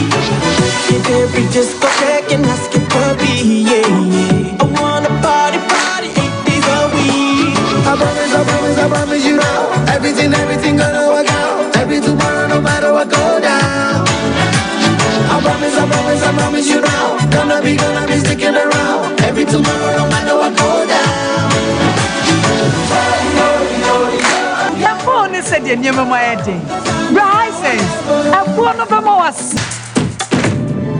All right, your mama did now you to to us on your man kuye kama performer. Me man aboard ye ko na fisi na to us there man mo cratchy trends. Ya kan azan no ope kaftan pa ya pama timuzampa ne ma de ye bibia ko ye timi ere ma we shawaron zampa wa hwe ade pa your cratchy trends era ne ye hwe na ya bo ma ne ma kuye pera wan ese kaftan no to maku no ma promotion e ko so no ye chow ba kokwa political suit free pieces era fi kaftan na vest guso no na casual wears ni nyina no o cratchy trends abomode ani o bon modern wa pametimi area ma diza o ko party bi ni ade a na wa form na mane o medi nkomo pomo aso ye bo ajan hwomo eben senate flat on na mane 0240 0244 0743670 244074367 wa bomodena oni o medi nkomo ya kase cloud network internet no on bomode enjoy the also he na ko ekokojibi na use na bo amane makoyere ma stable internet connection here ma fifi ni offices awodo na and reliable so na fe sankaja ha papa esan ya affordable ntini open internet abe use no office so house stream o de ya de bi ebe ko show pa e dia ma na breaky ni adia cloud internet na also kona okokoji mane madadi pet merwanti internet connectivity Wi-Fi hotspot na face krano no enanche ne bi CCTV camera installation na digital secret locks awdona na web hosting dia aka cloud internet for the bena ya bo na edu jumeda ma topai osi love frame na che somo eni kuma umara bangwa ba show back mama na 0202 699 110 0202 699 110 na 0244601933 niambwa na nemanko ye pen fama kunu Ghana limited zebra na open quality Chinese service na omo ne dia ba e bana ba betu ha na so ye be ma ojonso ntete ojonso ani mu apai owa di mu hihyewa me pacho unya hintun capsules na e be bo na prostate na bon ba ma nema adeda ye pretimi e dia ma no ma na de Mr. Kill na ba e ye mema yadru we mre wo mpamu eni ukaja na just also da former ya de no kra na ye we na asset no na anu ato no toto papa so bizu okoba akopɛ no ano no ade ni mpagya ne mu bi moji Mr. Q ni bi na abo a eyi saa ha no afie be san abo na wakono no ahye mu kina ama ne ma deda di mpa timi era ma sɛ wa usisi ɛna afo nkoto di Mr. Q ne bɛbo ama no so no araba bazin tablet abedi ama baby girls no ma baby nchiche enya akono na asundwe mbra fie bosome so bu nsa na e ka odwe pampan na ewe chi ni nye enhyara mba yi ne ma deda yi a onya araba bazin tablet mi na abo be na saa ha no nyina yi na timi refio kama pa so etimi era ma na afeboa e ma ne ma rewra wa ya na e ko di ma ezanze mo amakono na ba form no onya araba bazin tablet na obejian na so ni kolina ke ba dani e ba misi e ba breze require ba Panacea Pharmacy and in A Pharmacy Fedimense ba na heba ne chemical shop bi e won patamu no obenye bi 0244 2754429 0244 2754429 0206 271 016 0206 271 016 nani omo etimi akasa OP wallpapers open quality wallpapers any free D ni bi no obe yisu anase mpono tu akwakoton a omo na abomode dia baba makase demo niama de eno anu so betu anamo no wawra mu OP omaso ye ne be ne yenhye ne timi da mana se ne te your free D wallpapers enya shine de ni bi quality no wo show best silence makase ne yenso light gwan na zabi eze de boy ane ne so mfa na ade nche no na uye nya ha kakra wo ani eno so kra bi ba oncho nzamba biem na waso light gban hu bi anim sa best silence ne no a ene yisu na TV backlight no this time entra ho no enso light isi so TV no asa wo hwe kakra no na waso backlight no boze na ama demo na ishin na nema ekuere ma blind no so no kofa jeda tume no mu yisu this time yisu curtains no kufu ni biem ena afi so kra no ring light no mo amu ye TikTokers no ena afi mo ba YouTubers no mo ba be yejuma ne ade no ni na bomode etimi de aba center carpet and edifices out of flowers na wall clock and the aka kan in OP wallpaper se be boa ma na ma kwere ma edum pz oni nana kwesi ageman na banso no first floor na je ofiwa na okohelo fm o ha ne omugbo ejuma and an branch no ba ko so okronom oru ani ache mo bar yo si kronom market no first floor ho obenyo 05403537500 05403537550 na wabwa na ne omo edi nkoma na totie no adeda ye pere amoma daroma ye ram na ye hwe fisem na kakra ne nkoma ba lutana bibia aboko de oh bra kwa kunyame adom na oso e oh me so me wedding pa me wedding ze fie de oh nyame adom na o ka lack of libido wasem adoni mo bi obi ana da minim so hia bi da ese ha adwene pa sesen o se obi a woni atenka oh okay lack of libido ese hu ba bi ade fa so da wo hwe wani ba wo wo hia bi da oh esa na ye bi bi wo zo si din common dey e so o se bibi wa yesua pa we usua buku ma hu kan ni sei libido yensua please. It's something that you experience and you can share. Yeah. About all Agri college. Not you see the way Agri college after the TME. I'm saying that. I'm saying this. Sir, matter of libido and you can only speak about the way I can when you have experienced yourself. Business. Na akumia business. Dum. Book mu de na nya na esi odum no anti ono ka the way I kind of different from because ono come from a experience who come from theory and then theory theory where you are saying the experiential knowledge Emema mo wi no mo libido was ropa amo mo wi yeah no crack can sound na hwa akomia so yeah that's how ewi no amo mo wi wow high levels of testosterone Abu Dhabi baby girl so check here what president amo so Abu Dhabi untie mi ana da me na me control we no untie ntia me se minti o de me meka no ene wo so yo bia bi so wi ase a utimi wura hokoba na kira sampa na me hia ende elo kre o Ghana ya ogoro elo kre but o bra bi na free Holland buy na ye tifie na gaga o se time so na se mu koja me wo airport a mu de mu do departure a wo ye bema di machi na wura mu bi ho na bon se so ne me ye pa abu ni me ye so ye Ghana ni na auto aba na wo ne ye pa presidency kase ne ye to aba onye obi ana nti mi be pictures bi a kira wo ne As o wa I'm pictures. Eremi na wa ye. Eremi na wa ye. Libido wa ye. Picture na madia. Maybe the MC a hono. Ala du rabo. Famiko.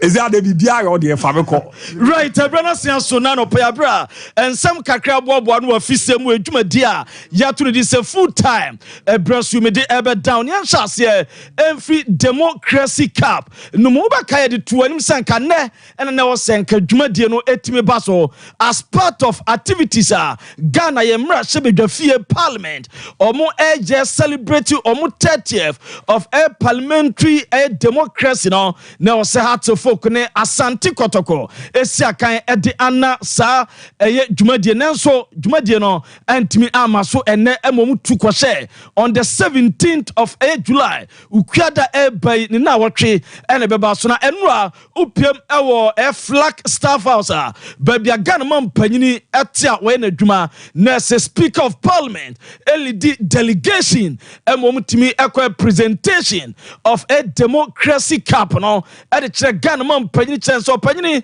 ampa infie duasanie emrase bedwaye be adwuma ye di wo kabi mamin kabi amamuo mu no ya hyehyɛ sɛ the maiden edition adwuma die bi ebe ye de football game bi ebe hyehyɛ so enu heart of folk ane kotoko na bonsu ya trophy a esiso no eni na otwa video edaso ero ne brand speaker lead delegation outwa FA vice president Reverend Mark Ado ene mpanyimfo akukudam ebi kan omo ewram ewo presidency no ena edaso no omo wram no omo kono na se pictures ne eba na ubehu sampa mpanyimfo akukudam atwotwo ro ne wram we speaker abra ocha Ghana man mpanyis excellency Bema Buada hard working president Nana Ado Dankwa Akufu Ado na ocha no eno no onse owura no ebra no ase omu dinkomo ha nye MPP NDC sem was senior Master Manu Boni was also we me opponent there so parliament house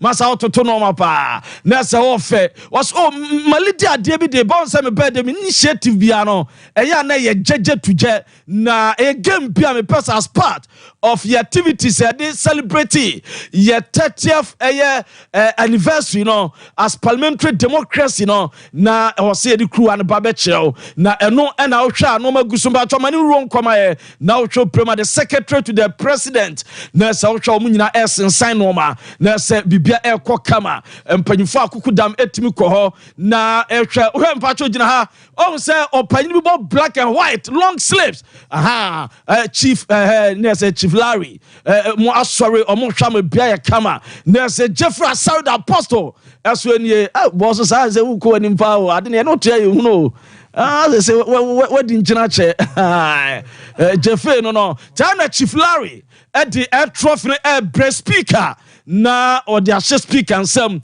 next speaker swaje next why presentation any or the Ghana man penis excellency so penny democracy cap akotoko and that's of no the winner no crew di be man no esu enie eno and what the Ghana man penny and some Ghana man penny adu show boy adu gagai adu bema buada adu adwumawura adu mamanka Ghana be denie neso no so eje ya obo omaba se ade omaye ebinsi da ena nwahoa esesebe ne breso abroad ne so beba na wie no na omye celebration omde dwumadie bi eso se baso obo zamna ni nyina wie na waka ba akona kan ho oduraku ayo sesa adi no mu oduraku ne edidam oduraku bi wo sika Nurse, dear tear, I don't know. Tigana Pani Bomba Basso for Esa, dear Maja, Omudi Ebebosa Democracy Capano, or so Tomachi, a sumo, Viamo, Biamo, or Betomacham Bia,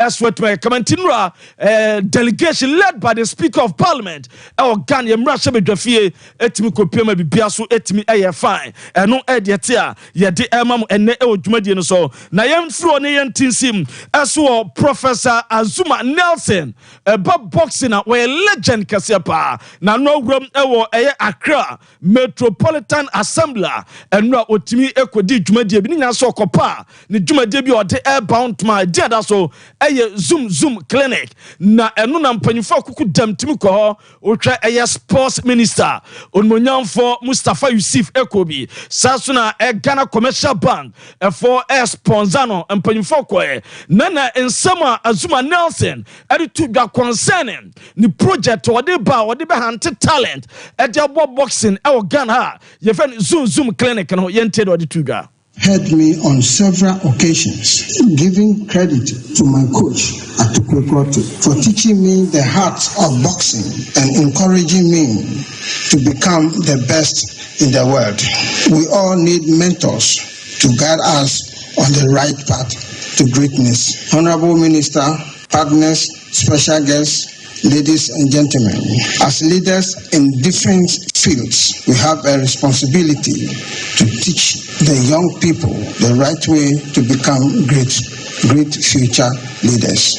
That is why I am introducing Zoom clinics to engage the youth with positive life lesson which will help them to excel in future. If I was able to do it, they can also achieve great things in life. If they work hard, stay focused, humble themselves, stay away from drugs, and listen to their teachers and coaches. We will be in Tamale, Kumasi, Takrady, and Accra. I hope to see you all there. You have heard me on and we are summer or the two job concerning a zoom clinic or deba Saturday Obenya and Quadel manager boxing and who I'm also at my guide on my bow among the boxing Edwin Juma and sports minister Mustafa Yusuf acquire on the compound na yenti summer zoom clinic or the two job zoom clinics will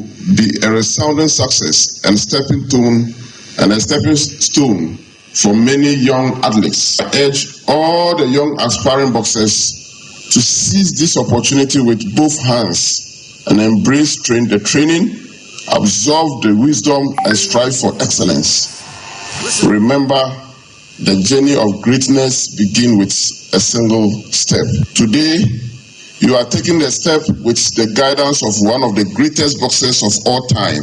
Let us all support this remarkable initiative and work together to build a brighter, healthier, and more prosperous future for the young people of this country through sports. On this note, I now have the privilege and the honor to declare the 2024 Zoom Clinic duly launched. Thank you so much.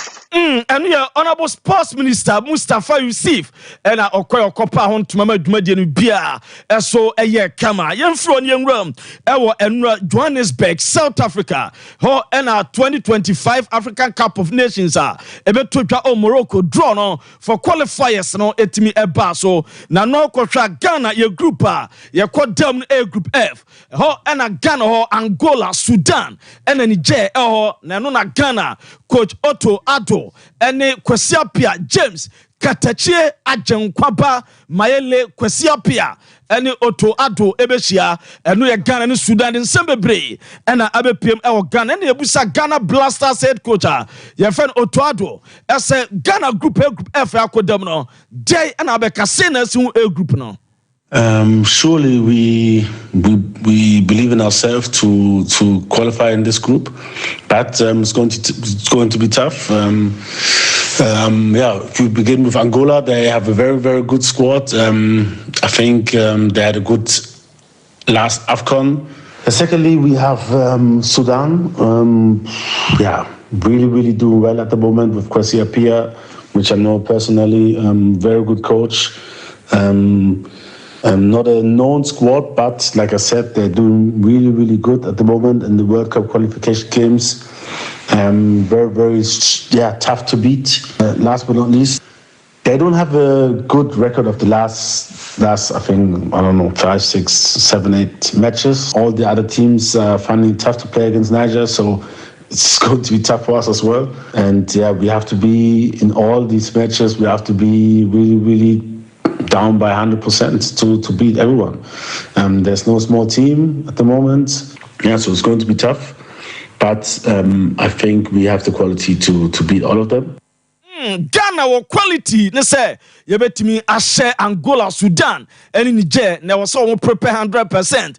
Oman bia ni wa eye oman kitwa e wo Ghana ye group nom eni nsema head coach Edma the Black Stars edi etu edwa na wura owura ye fen Kwame Opariado eso e kasafa omo asofo mo recruiti A players e de ama heart of folk Bobo Eko no yentie nchirima Kwame Demaye. Players is done by Coach Ouattara and Coach Ouattara alone. So in the technical team, energy of the players or person at the back. Coach Ouattara is the only person responsible for the identification of the players that he needs in his team. So on the technical team, these are technical ideas. They can share together and decide that because if you strengthen the moment, you must justify why you need that. And you somebody to na yengra mon suatreman obaka suatreman FC Bobokua MTN FA Cup 2023-2024 dia no mo energisom na so na coach or mastermind decide nyina mo coach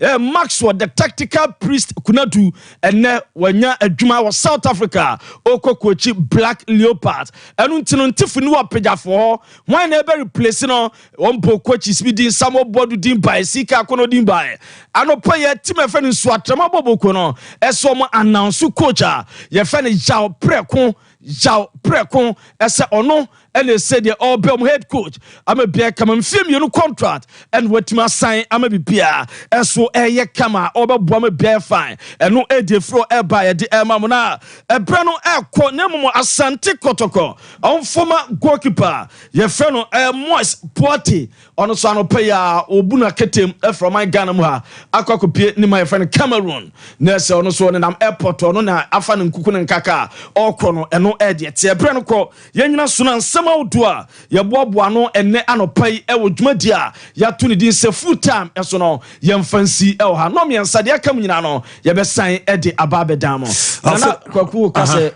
Ghana man playing the Uraku. Yeah. And also, you won the 29th match. Oh, okay. No, show me 29th match. Oh, okay. Baku is Kapache Bako.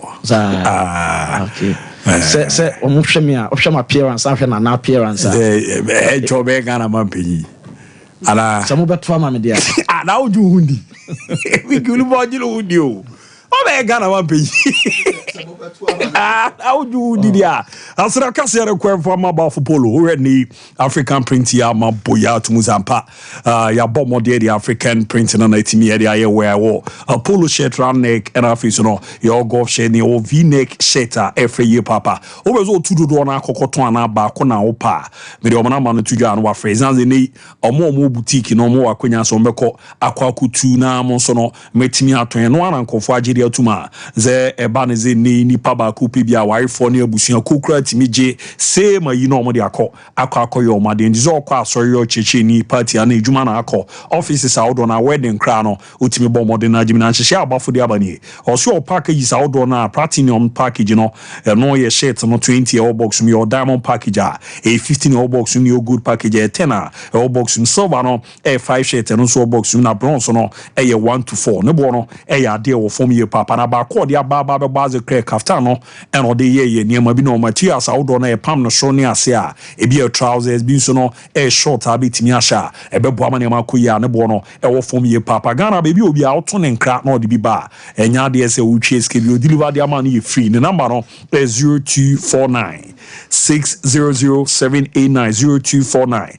600789 0599 899919059989919 na nei uyo obi a eba ne tele adwuma no ni nani so a na mara me di tu dwa no fe na wa bie kwan de ato ze ni ope professional tailors ni omo ayi adwuma na apo ama ne ma koyie pa etimi era ma kangen energetic drinking water na nkonum nso bi ama ne mfa yam akwakofa ha bi etimi era bro de aba no kangen alkaline water na adwuma ebo no ano edempa ma moja ni di afusani ye na afa samboa ebo akoma no liver no kidney no ban ne wo abuza konfo na mo na ye kidney ni ade nsuo no mo no ne nyantiere how bebre ene ebro mo we no minerals awodo na we bi ti se calcium magnesium potassium iron ne de akaka ho a ebebo ama akoma na ye adwuma ye na abo abo ban ama ne ma adaye pa etimi ere amantu pedodo na atua Ghana bibia obia obetimi afa number na nkomo bia ne mpemfu edi 0241 449191 0241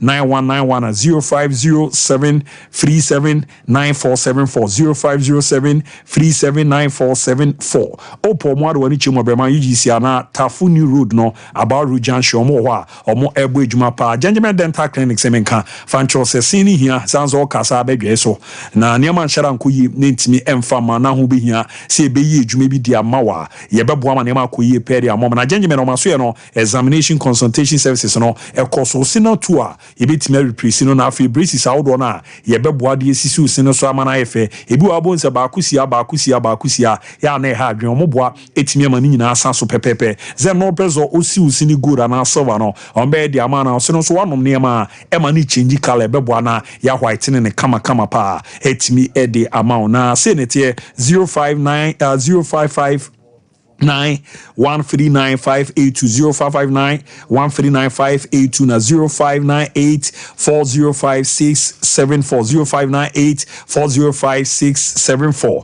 Kumasi Abreport Junction mo Urban Total Filling Station Tichima Magazine woni achemo Tichima Market kwan no so benyo makra Nungwana Atomic Dow omo yedwuma call for idi omo Ben Central Police Station no market takra de pipe no na jezoru woni achemo Tadisco Junction GN Bank no obenyo omo ne apo ama ne ma yepa etimi edi amana bibia dani meza yenrense mu kakre na yenye na yepeje mu ni ade adaba Shadrack mfa win to so mame emze enuanom na ewo bono patamo no be hye win so amaye na de tie nie ze ne ma deda na kwa ma se oba enyemfie no edu erikoko ram dunsia akonya aba de amana ni nyina ne se Alex Power Soccer Academy abomodi omo talent hunt no wo Ghana ha no ababa be rama ni na ebo ma na makoyie pa etimi ermantimu nkomo no techiman ye on the 13th July ewo Hinamia Park and afi 14th July Sunyane orwa ni chiemu ewo Tastek omo park no so a and 15th July e go so na as a go so SHS ne be koso na bichem so ni 16th July a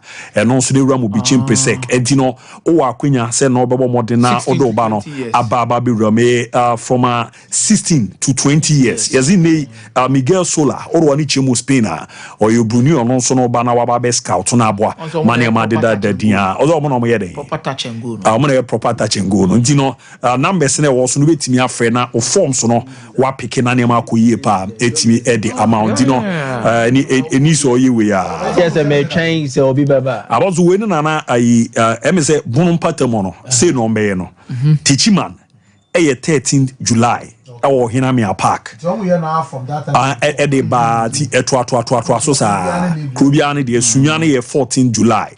Gosu ye 15th July. And a Bichim ye 16th July. Ti numbers ne also no. Ubetimi apeke na ne omodi nkomo. Age ne 16 to 20. Na wa peke number ni bi na komo no ne omodi na ti akonya ba. Ede momo. But Miguel Sola money omo aka ne be baba. Come as we need touch and go. Ye hwem kakra na post mo run and pige me. Okay, we no ma fa samoja de ne to aso. Nyame adoma ochina. Yeah. Life and colored. Ewo baba sports stadium. Enije anwaho a say you see now no mo teach na me catch we say asamoja na mu ni say asamoja is big. Asamoja you project it said there now support basa na ho atu u draw ba no sa na tie. Sompa abu me say Sompa draw ba tisi kurumu a na to tisi kurumu a you see say obiatu baby jet e big na waye ade aboa Ghana man eniji a baby jet de ama me no me ntimi quantify me eniji a baby jet de ama me no abu me ntimi quantify no crepa se bon ko soro be ko be fa so de ti be chia direct apembo na Ghana first ye bobo di be na ate amaja graze be sinawigi ma before ni nza asamoja retire bobo ya boso David oh ha ma before ni bitime froze na asamoja wa mo ma ne be bobo na that's how it is. And that is how huge he has impacted lives. And we're born and he still wants to impact lives, giving back to the society. Original let's go around. Was no more so I'm here on making now. Oh, okay. And okay. See them is a honor. Okay. I know now person you register and I person register with registration was registration in a fear now or register conforce and no register was for free and you also and younger no free carry by Okodrufie nane mama money aje papa. Wow. I like such experiences. Wow. I feel I feel as Ophelia a wedding no a Manucho Dino Ansu. Oh, okay. That's very good. Nabozo call for about Michael register me now. We no make use we no 170 say. Simple. I was say oba a website in so www.alloriginalgames.com. Okwa obehu say 3 bars be our website in ho. I said dash 1 2 3 umia so a ebe mia menu no eyi menu ne pia pop up ti menu ni pia obehu mu registration no wa click registration so o click so a registration procedure ne be bie di ama obehu athlete coach volunteer ni ade na o a o pese o compete no o be register as an athlete into umia so a na attrain the first way ne di ama no wa bodin di ahyem no way o wie pe na bie interface na de nti ho na be bodin ene bia o maami na o papa din ni ade Ghana card details ne be she but so wontimi nya processes ni na o betimi abraha o ba Sompa ha ye be jepen ni ayama wa o phone cry gia ye de be yama but before so be rem no nti so won say the way it here nti won say we be your registration forms na wo no no wa click registration forms ne so e be twe bibia na aye ne kama ye de ama but o ye registration no omoje administration fee of 30 Ghana cedis. Exactly 30 Ghana cedis. And here the omo de prepare with documentation ni bibia won say omo be print it no ma frame for trials and the arrangement ni na no and then 30 cedis no mo je. Wow. As a form exactly. Exactly. Inti fa ho shem inti won so mi an no one athlete registration, coach registration, sponsorship, volunteer, tender form, advertisement. Into who person register as a coach, no back click coach registration.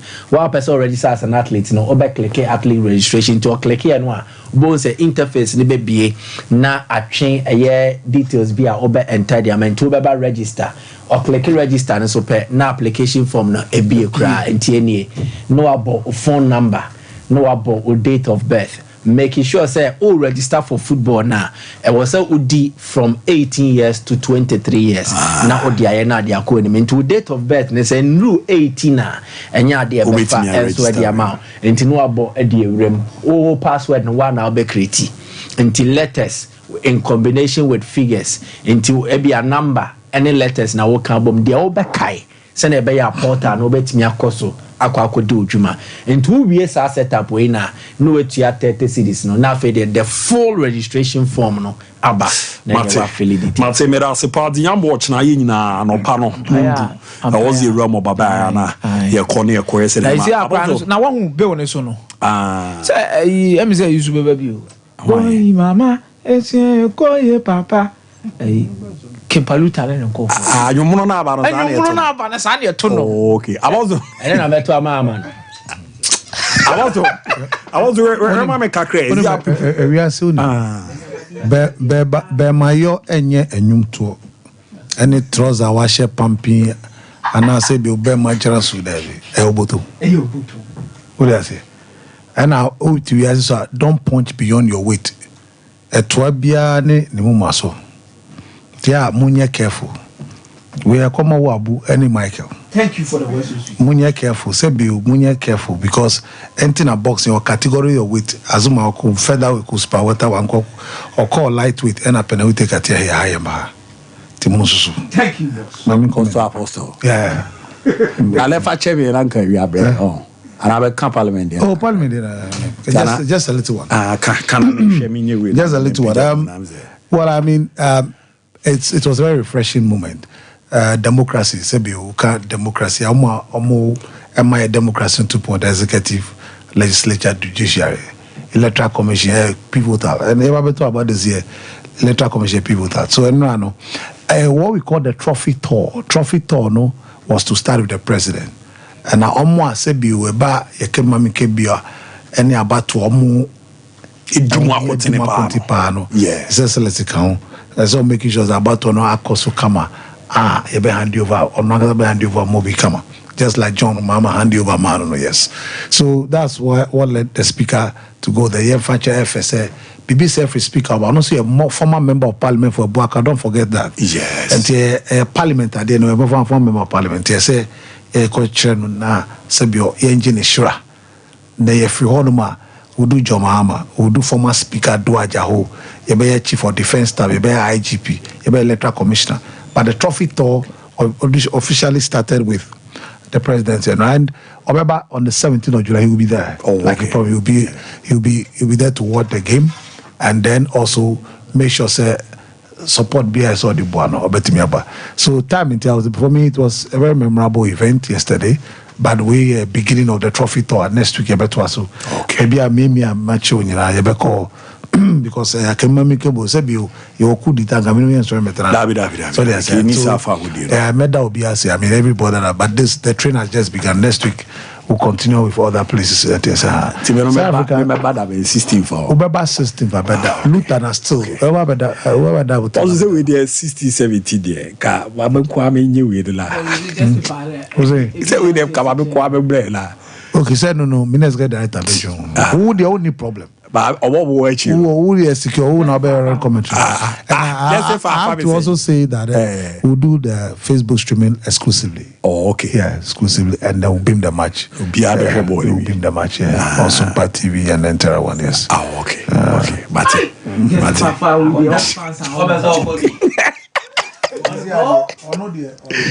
Maybe this is list no be la be room okay. Me we are. Oh, la be le ko. Akwa Isheli Kakesi bi no de call. The call ayi Sarah boy no Abeshel o believe.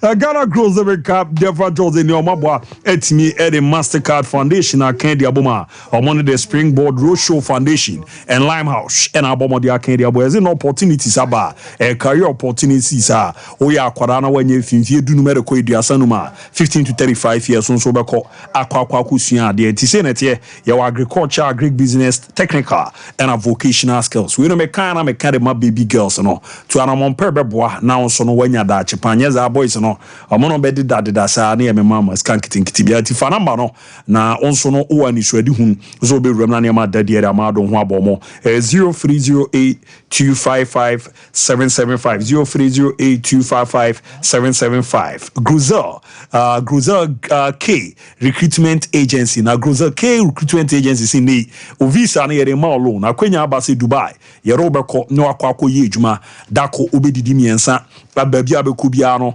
eyomoka eba no medical sensem omo ana afa na bibia abeda no so no eyomoka ndiezi no ye mason o ye steel fixer o ye fabricator welder aba no production ni so ye foreman ene nsa no dwuma bia no me number no tudwa no wafa omozo omo na eboa etimi agi visa no edi amawa ni manimu ya no enya de so okutwa age so ye dwuma kakrakra na de atwa na aboa ma ne ma kuyeda memeze we numu ede akatwa abeje no 3600 Ghana cedi remember 30,340 Ghana cedi city me pacho form number no na frɛ na yen register na yen fanfan tete mu kakra na nso nya nim de bi na mboa ma ne mande da din pa en famant 055-283-2681 055-283-2681 na mboa na hyehyɛ no ende da ye pa entimi fama togbe ahaban keke makaze wirin habamba na waka de abomo di djuma unze no ma mi fi ma na papa fi mu djuma na ye basa era afi zo no so da unse honhumi no ba beda nti wa pikuna wonya bi habamba na na beboa no de aso ano de amade opinchima odo na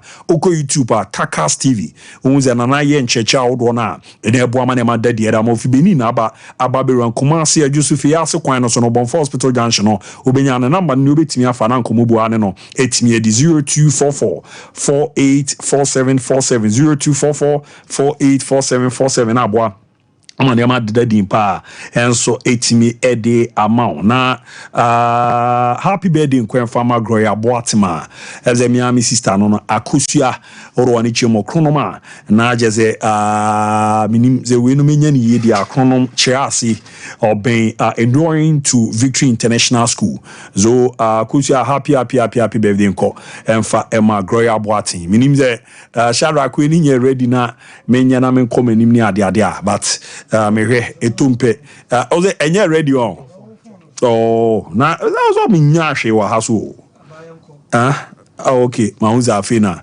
atutoma ni ade enti Mr. Augustine Boache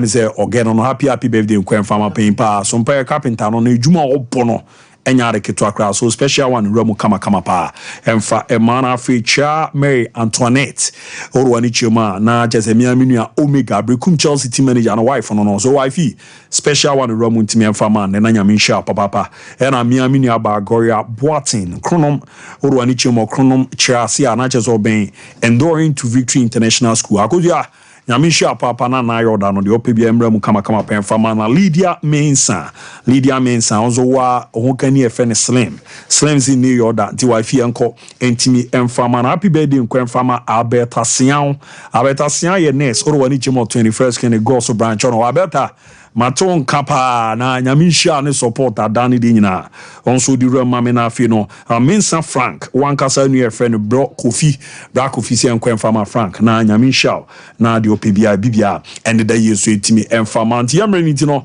yero premier call news at 12 ebeche na jese eramu kama